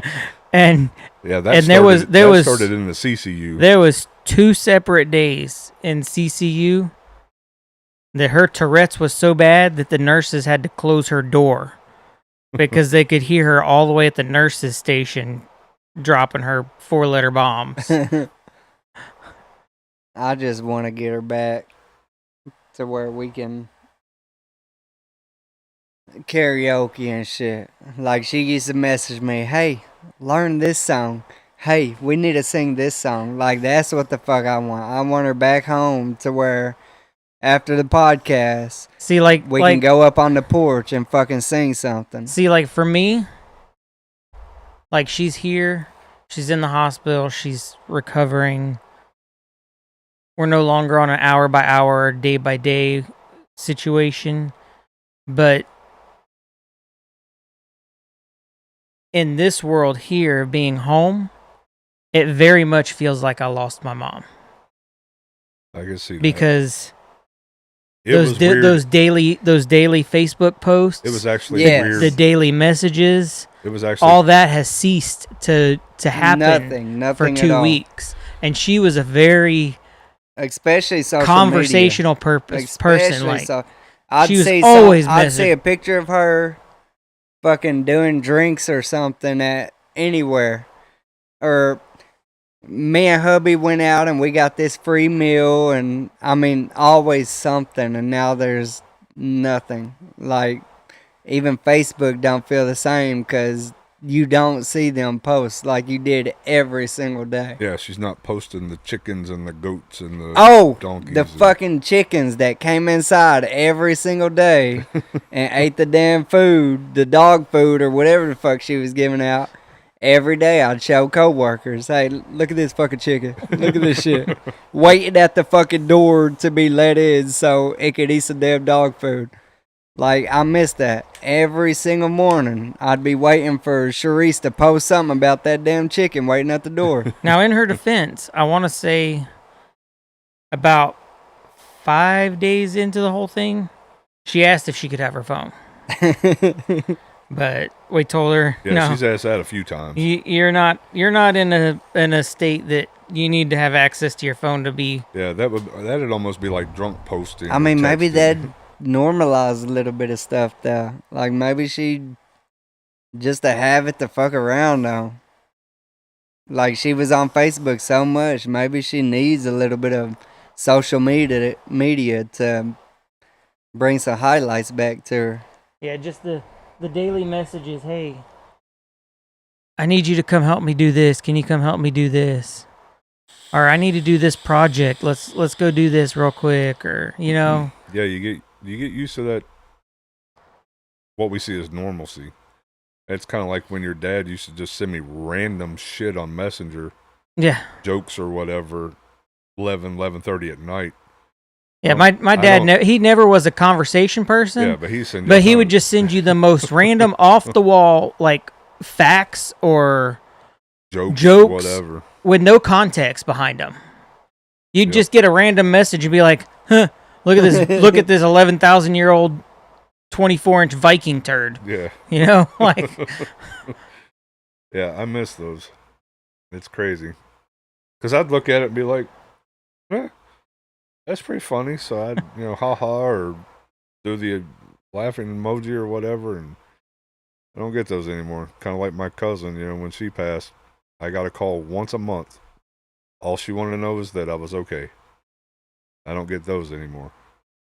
And like Kevin said, seeing your mom post different things about different animals or whatever during this last 2 weeks, It ain't the same. It's an empty space. Yeah, because literally the last post she made was at 9:00 that morning with her turkeys, and she doesn't remember it. My dad messaged me this morning. Hey, how are y'all doing? I hope everything's okay. I love y'all. Whoa. like, motherfucker, you never messaged me this early in the morning. I messaged him back. I love you, Dad. I miss you. Is everything okay? Yeah. Like, he never messaged me in the morning talking about this. So, And see what? And let me know. Is anything wrong? Like, is everything okay? Yeah, like when you get a random message like that at a time you're not used to, Yes. it's like, Exactly. what are you about to lay on me? Like, if you want to fucking talk, call me. If you need something, drive your ass to Houston. Like, I've got a spare bedroom. Don't fucking do nothing stupid. Yeah, and that was like, And you, out of everyone, you know about that. that first week when she finally started coming to more, and she was wanting to know what happened, and she started asking those questions. And me and James were in there, and it was just us two because they had the strict 2 people only policy. Right. And she was like, "Yeah." James looked at her and said, "Yeah, Kyle saved your life. He had to do CPR on you." I know where you're going with And this. and This was anybody who hilarious. knows me knows that I'm not He's not an affectionate person. I'm not an affectionate person. Like, I am towards my kids Right, and your wife. and my wife, but I am not a big hugger or anything like that outside of that. He hugs me all the time. Don't let And- him lie. I'm going to tell you a story here in just a second. That And James tells her that I had to do that, and she looks up and she goes, "Oh, so that means he had to kiss me," because she's thinking CPR, mouth to Right, mouth to mouth give her to air. mouth. And James goes, "No, he only had to do chest compression." She goes, yanked that "Why did you take that away from me?" yanked that Yeah, right away right. from her. Yeah, so when she was still in the CCU, I told everybody goodbye. I can't remember if it was the day you were there or not, but I was leaving. I was telling everybody goodbye. You know, we all hug, whatever. And I forgot my fucking glasses on the table, by the way. God dang it. but so I walk up to him. With him, it's usually Somebody may have picked him up because Hopefully. we didn't leave that room. okay. If anybody's got Cowboys glasses in the family, It he was, wants them back. it was when we were there and they took all 4 of y'all to that little room with the phone. Oh, at the ER, Oh, good I Lord. left my fucking glasses there. those are gone. Yeah. Or they're no. gone. It was the first day, last Saturday, I got to finally see your mom. I took the stuffed animal, and Okay. your wife yanked it out my fucking hands. Yeah, because you. Just letting you know, and said you can't take that back there. Well, she's got it now. Yeah, she's got it now. But I left my fucking sunglasses on the table. That was hilarious. Well, hold on. Let me tell my story. All right, sorry. Go ahead, go sorry. for So, it. telling everybody goodbye, you know, hug them, see you later, whatever. I walk up to this fool. I don't know who that is. But I walk up to this fool, Kevin. He automatically goes for the fist bump. I walk in and give him a hug. I go all Ricky. Who was it? Oh, okay, He yeah. goes all Ricky Bobby on me. But, so I wrap my arms around him, give him a big ol' Bear hug. hug. And he just standing there, arms to the side. Locked up. And I whispered in his ear, I said, "You're going to put your arms around me, or I'm going to stand here the rest of the day like this." He puts one hand around and goes, Yeah. I was like, that's all I was looking for. Baby touches. That was it. That's Baby all I was touch. looking for. It's a start. It, It's a fucking start. I just wanted that one. That's all I needed. That's And- probably all he needed too. And so That's why I did it. You know, Yes. given that situation, that I'm going to hug you. I don't care. I mean, Yeah, you're going through some shit. we've all experienced death. And at that particular time, none of us knew anything Right. other than she was as bad as she was. So, yeah, I was giving him a hug. I didn't care. And he was going to hug me back at some extent. And he did. And everybody heard it. Not everybody saw it, but everybody heard it. and so like the last like 2 nights have been kind of rough on her. She's been That's having what I've heard. she's been having a lot of problems sleeping, like pains and not being able to get comfortable. And sometime last night, they finally decided to give her some morphine to help her sleep because the pain meds just weren't cutting it. Right. And I don't know if they gave her some more this afternoon before lunch, like around 10 o'clock right before we got there. They gave her something, but she was pretty loopy, put it that way. And so y'all got her a stuffed animal. A had gotten her A couple. and then today Casey brought her another stuffed animal. And so in her bed, she's got all these stuffed animals, right? And one of the times she, in her loopiness, she wakes up and she looks down at her feet and she's just got all of these stuffed animals staring at her. And she goes, "Oh, I've got a crowd here." Audience. She definitely likes that chicken. And the That sloth. rooster. It's a chicken. The chicken. From Is it a Moana. chicken? Yeah, from Moana. Oh, it is. Yes, that stupid I can't chicken. think of what the chicken's name is. I don't know, but that motherfucker dumb as hell. Yeah. Yeah. But oh man, she be cussing up a storm with that damn chicken. She still has a problem trying to remember who gave her Who gave her what? what. And that's like her work had sent her some flowers and they're at the foot of her bed. Right. And just about 10-second Tom, every time she'd close her eyes, Yep. it's like a dry erase board. Yep. She closes her eyes and everything's wiped. And she opens them up and we're starting back over again. And so like every time she wakes up, she looks at her foot, she's like, "Oh, those are some new flowers." And we're like, "No." Well, it's like the day she got them, after Kimmy, found out who they were from and stuff. She had seen them. Kimmy had made the phone call, and she had talked about something with somebody, and looked back at them and goes, "Oh, those are pretty. Who are they from?" Kimmy would tell her. She'd get in a conversation with somebody else.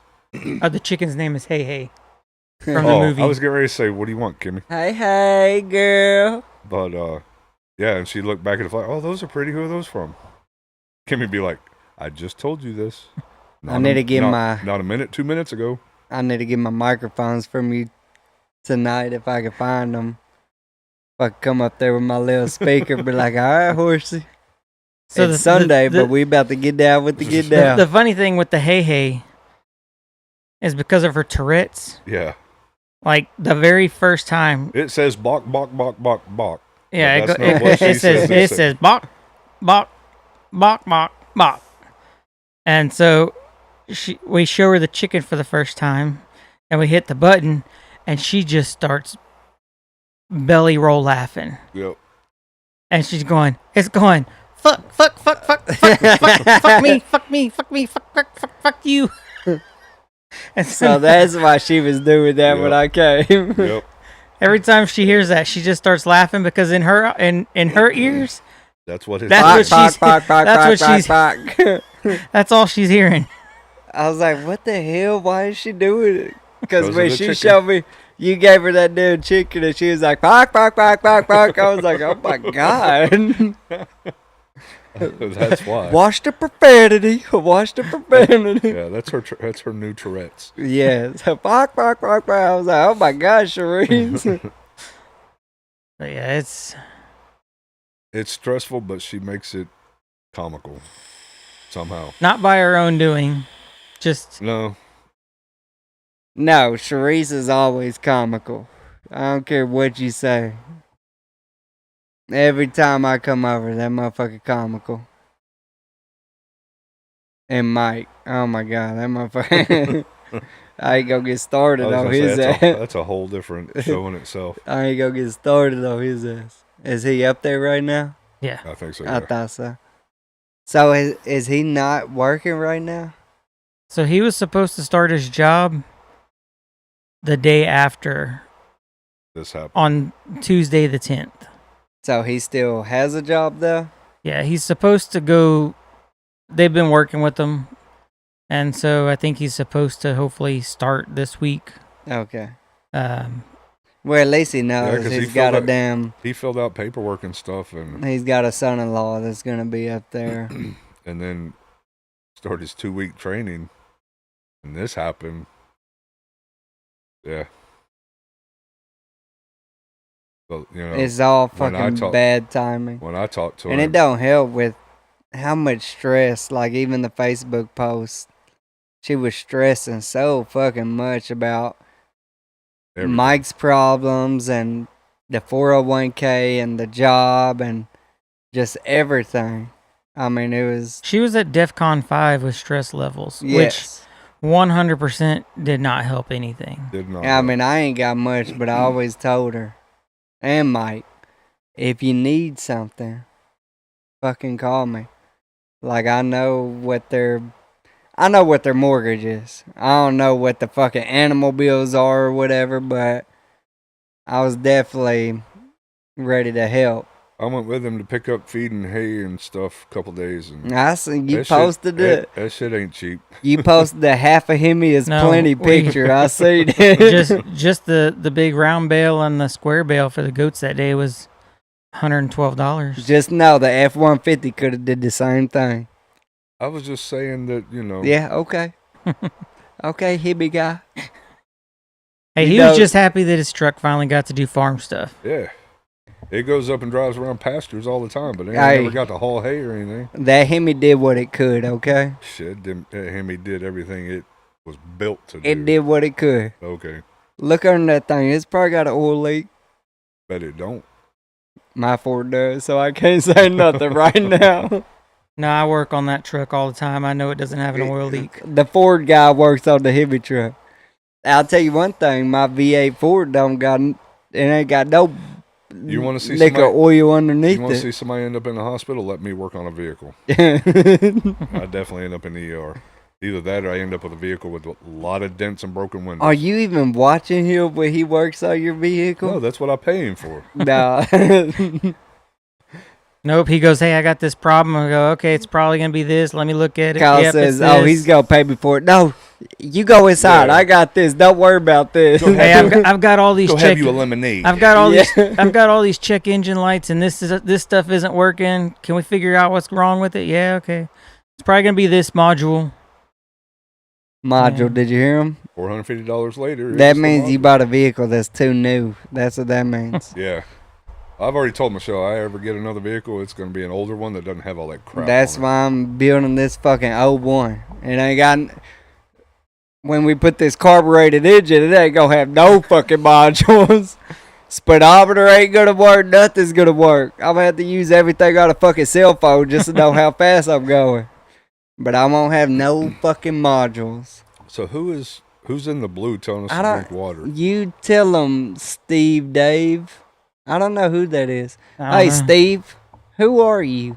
Steve Dave? Hey, hey, if hey. he's even still here. Yeah. He probably done got Yeah. bored, or she, or Yeah. they, or them. They or them, she, him, because. I don't know. This was more of just a informative. Yeah, this is definitely This is not our normal. I was about to say, this is definitely not the normal This is more of a podcast. reality. Right. Now, next week, we better have a normal fucking podcast. I ain't saying we didn't need this, because I know you did. Yeah. But next week, we got to get back to our... I can definitely say I needed it. I mean, going back to work Thursday and Friday, that was rough in itself. I'm not going far, but being alone for 10 hours a day, when I've been around everybody, getting the information same time they're getting it, and then going on the road and I've got to look at my phone going, okay, nobody's texting me anything, so now I've got to Well, dig for info and whatever. I've got an amazing wife that gets messages from your amazing wife that lets Who me doesn't know. message me unless I message her. That's fucked up. But But I Seashell's get been it. letting me, or she don't Yeah. fucking message me at all, dick.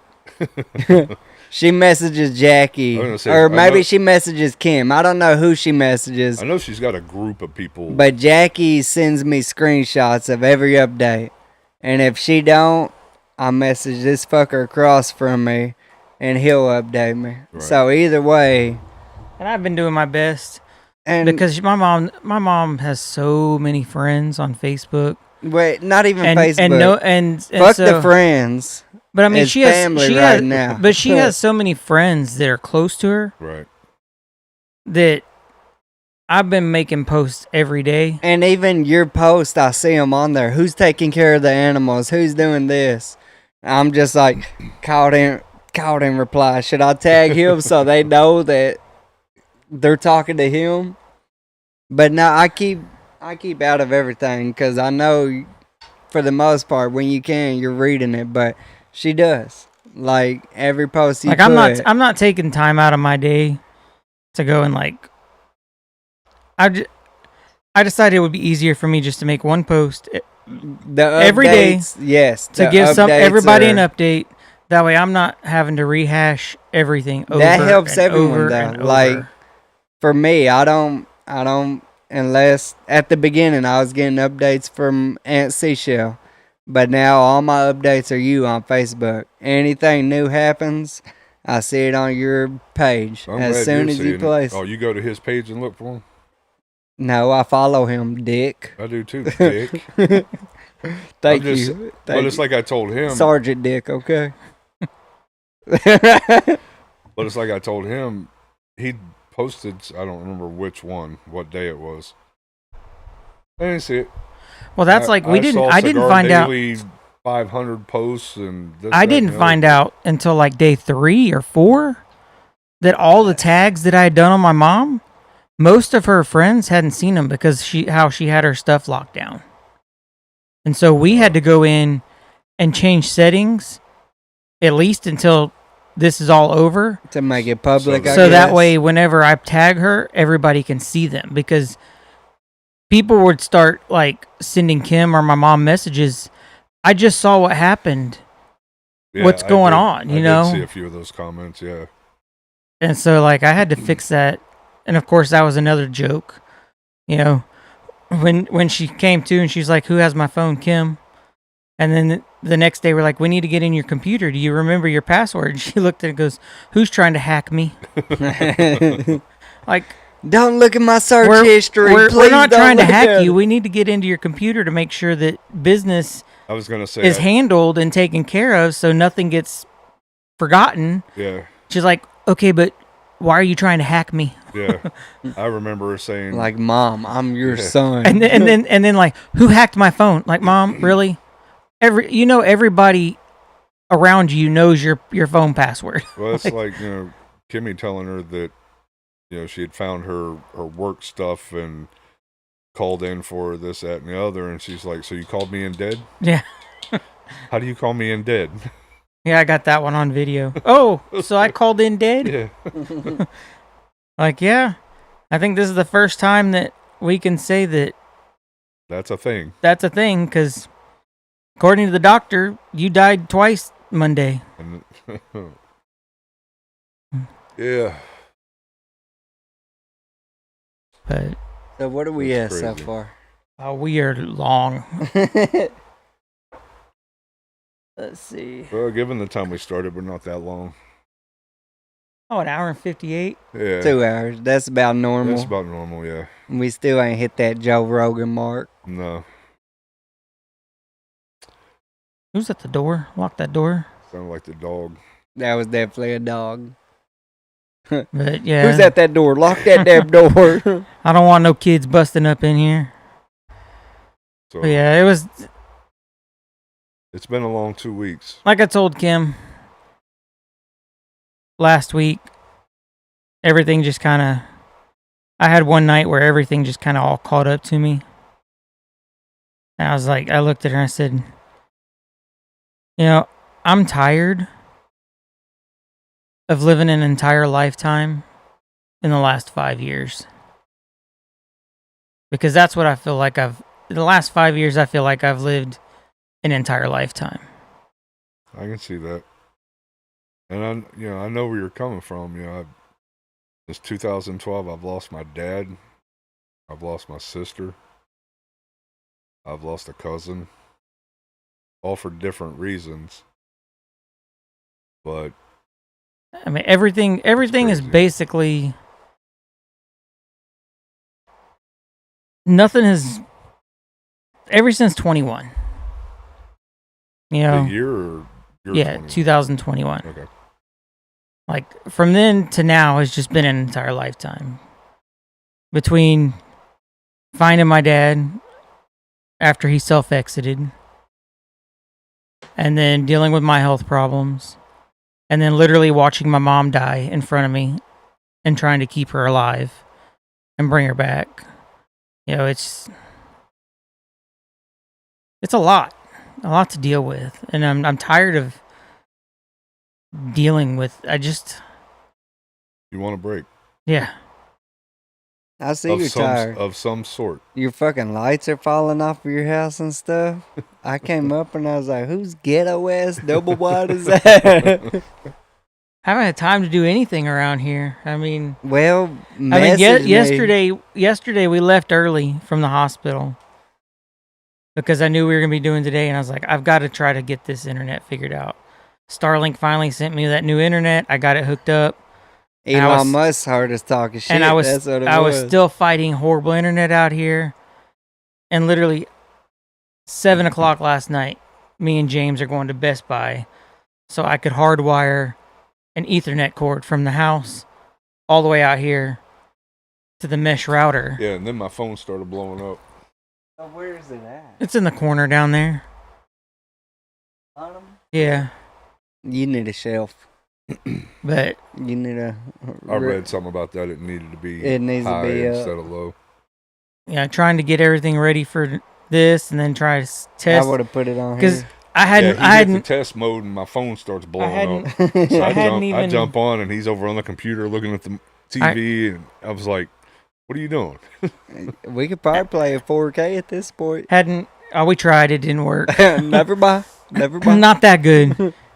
But I got it set up to where 1080. I haven't seen one gray screen pop up. Just one. Just one so far, yeah.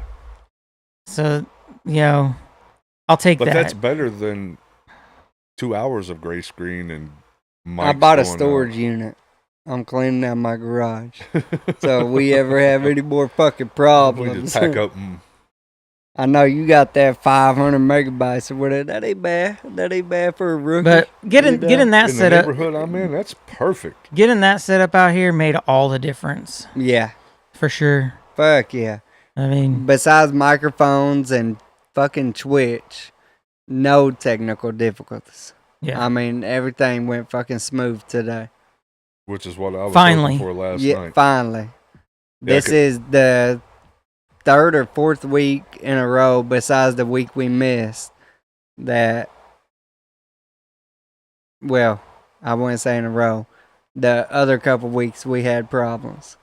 But this first time we were actually able to log in, load up, and do our stream without any fucking problems. Right. Which is fucking, Amazing. thank you. Took the words right out of my mouth. So yeah, You said Amazing. it. Well, you was thinking it. White chicks. yeah. I hope somebody who comes across this video finds something valuable in it. Yeah, useful. And If nothing else, learn CPR. yeah, You know, my first time ever doing CPR, I went to my cousin's house. We were going to get some weed. Weed dealer fell asleep or something. So I was like, fuck it. I ain't drive all the way out here to not hang out with my cousin. Where his wife's brother was asleep on the couch, overdosing on liquid morphine. And they Yeah. thought he was snoring, but he was doing like your mom, a breath every fucking 30 seconds or whatever. He looked like he was sweating, but when I grabbed him, cold as marble. Like, he was fucking cold. Locked jaw, couldn't get his mouth open. And when I called 911, that was, like you said, there were 1, 2, Yeah, 3, chest 4. compressions. And that was the first time I've never learned it like you said you did when you was young. I never know nothing. And I had to fucking do CPR on this grown man until the paramedics arrived. And that motherfucker's still fucking up today. Still alive, doing no telling God what. But I was able to save his life from fucking CPR. From a fucking overdose. Knock on wood, I've never had to do CPR, but hope I never have to. I hope I never have to again either. It's And not. if I have It's definitely to- not something that you want to check off your bucket list. No, No, fuck no. no, I can leave that. And one you hanging definitely on the wall. and you definitely don't want to have to check it off your bucket list on a family member No. for sure. But But this technically wasn't a family member. And I mean, like I said, he didn't, nothing changed, pumped his stomach, everything, and as soon as he got out, he started doing the same dumb shit, so I ain't got much to say about him, but I did save his life doing CPR. That's all that matters. So, see, like Kyle said, you definitely want to learn how to do it. Even if it's some random person anywhere, like his kids, if they learn CPR and anything happens, A kid at school, a Yeah, teacher. they can fucking save someone's life without even just doing CPR. I mean, like you said, 4 minutes, 4 or 5 minutes, or whatever you said, that could change someone's life. So just I do. That was one thing I do remember. I do remember I was so focused in the moment of doing CPR. I was focused on her and I was trying to get her to breathe. Right. And so I was watching her face the whole time. And when I was doing CPR, I kept calling her name and I'd blow in her face, trying to get a reflex of breathing. Right. But I never saw her go blue. you kept them I would say lungs pumping, you kept that the heart blood beating. flowing. But if the paramedics would have taken 5 more minutes, would that have been the case? I don't think so. But I mean, same with I still remember the day my grandma passed. My dad fucking called me crying. Go over there, help her, help her. I didn't know what the fuck to do. I mean, if I would have went over there and gave her CPR, maybe she would have Maybe. lasted a little longer, but I was 16, 15. I had no clue what the fuck to do. I was so scared. I felt so bad. And I mean, to this day, I don't blame it on myself because she you should have probably- stopped smoking cigarettes, but like you- the doctor But you said. probably sit there and think to yourself, what if?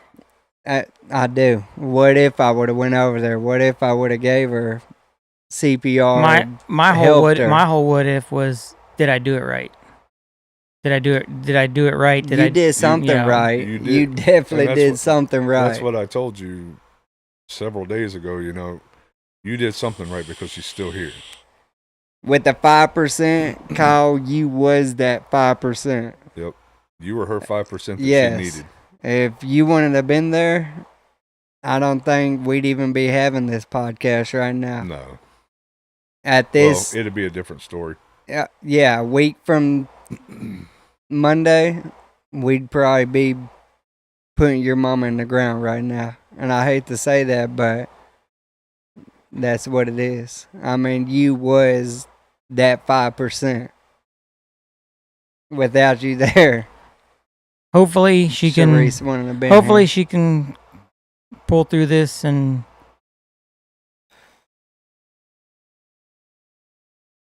come back to somewhat of a normal life, and then maybe we can have her join in. And Knowing Oh, Sharice, most definitely. she is. I mean, she's definitely one of the strongest people that I know, especially all the, and that's what we were talking about earlier, the stress. All the stress she's been fucking dealing with right now. I can definitely see her coming back and messing with her animals, karaokeing again. Like, I don't see why not. I mean, I definitely see her getting back over here and being herself again. I told her she has no choice. Yeah, right. She's got to. You fucking got to. Get your ass out this hospital bed. I don't care if you gotta carry a fucking oxygen machine around. That was my dad. He had a portable oxygen machine. He was well overweight, but I mean, he worked his ass off though. Until the day he died, that motherfucker was always out doing something. So she got time. And I'm waiting for it. I'm waiting to get on that damn microphone and fucking sing some Jelly Roll with her. Or some Hardy. She likes Hardy too. She'll be back. I ain't too worried about that. Like I said, she just needs to get out that fucking hospital and get back to some type of normal life to where she ain't waking up in a fucking room that she don't know, in a bed that she don't know, with something shoved up her fucking nostrils. She needs to get back to what she's been doing for the past however many years y'all been out here. It was 4 years Valentine's Day. She just don't need to stress as much. She needs to calm the fuck down and just... And we've told her that she gets way too worked up. Yeah, she needs to enjoy what she has. She needs to enjoy this land, enjoy the animals, the company she has, her kids being here. Like I told She's her, definitely gonna have to. and like I told her slow today, down. I said, you know, the best decision she made was buying this land.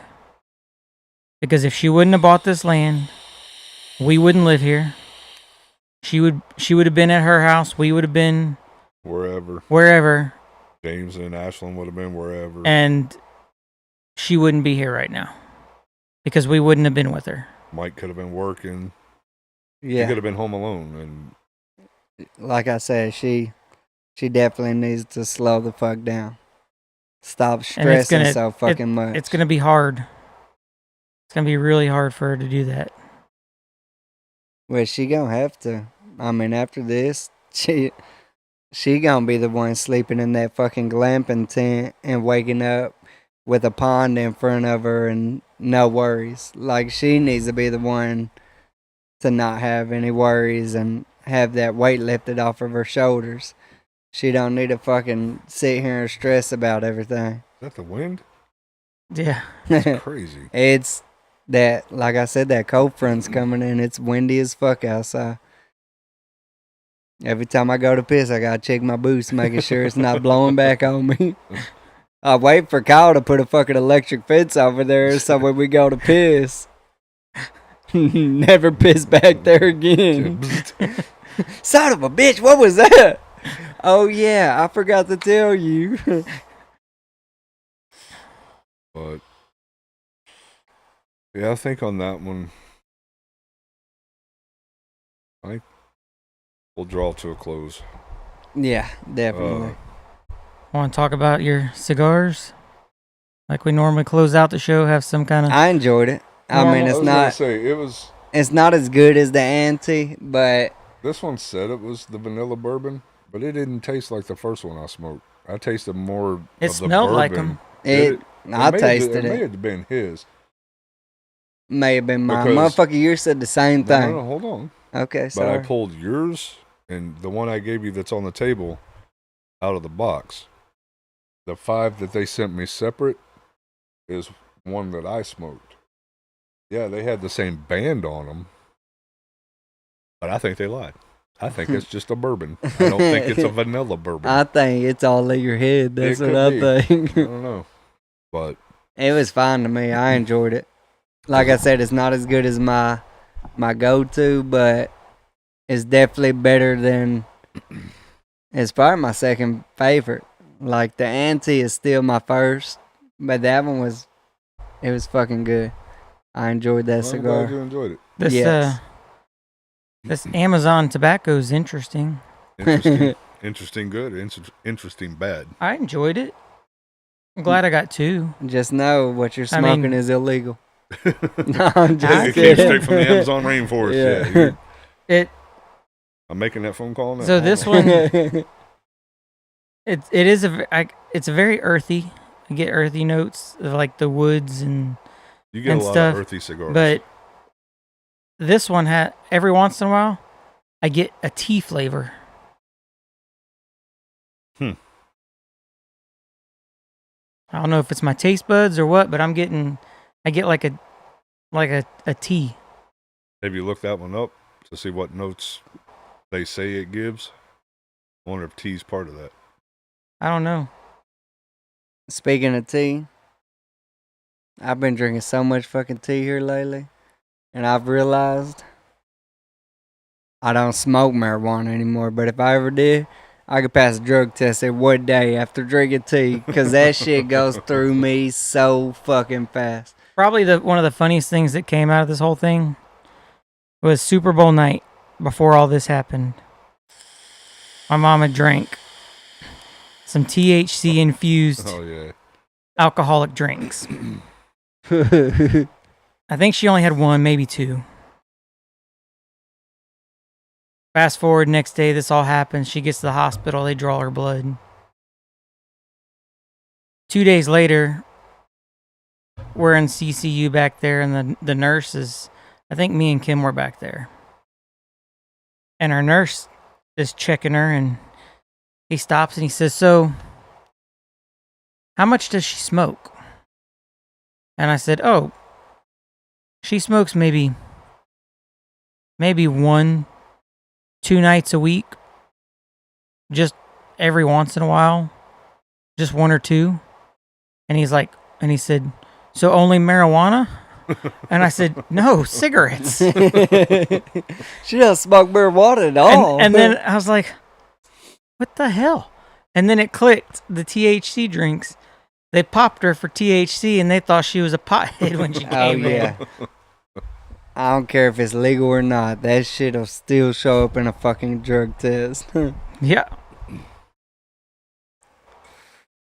So she's gotten a kick out of that story about a dozen times. Yeah. Every time you have to tell her. Yeah. But Yeah, so with that, I'll say keep the prayers, thoughts, Yes, all that even coming. the new people. I wish I If had y'all don't I even wish I know had a us. way to post the GoFundMe link on these, but I don't think I can. Maybe I can do it in the comment section. Well, just post it to the Gars and Arms and let them know. Because I know we got a Facebook page. I know we brought it up a couple times. Just come to the Gars and Arms Facebook page and Yeah, you may check out the link. And if anyone wants to help, You can probably we'd put it- definitely be grateful. put it on the TikTok. Yeah, or the TikTok too. I think Anything you we can put it on. Yeah, I was gonna say I think you can put it on just about anything. Yeah, Well, you run those, so maybe you can see if you can post that. just like I said, anything helps. $1, $10, anything fucking helps right Yeah, now. because And if she you has can't afford anything, like I said, she we'll has take the insurance, prayers. but The it's prayers are it's not enough. super great. Like the out of pocket's going to be Oh, high, yeah. but it's not going to be anywhere near the probably $1 to $2 million that this bill's going to be. Right. But the other fact we have to look into is she is going to have to transition to some kind of either specialty care facility, which is more than likely where she's going to go for a longer term recovery. Right. And that's all those expenses add up.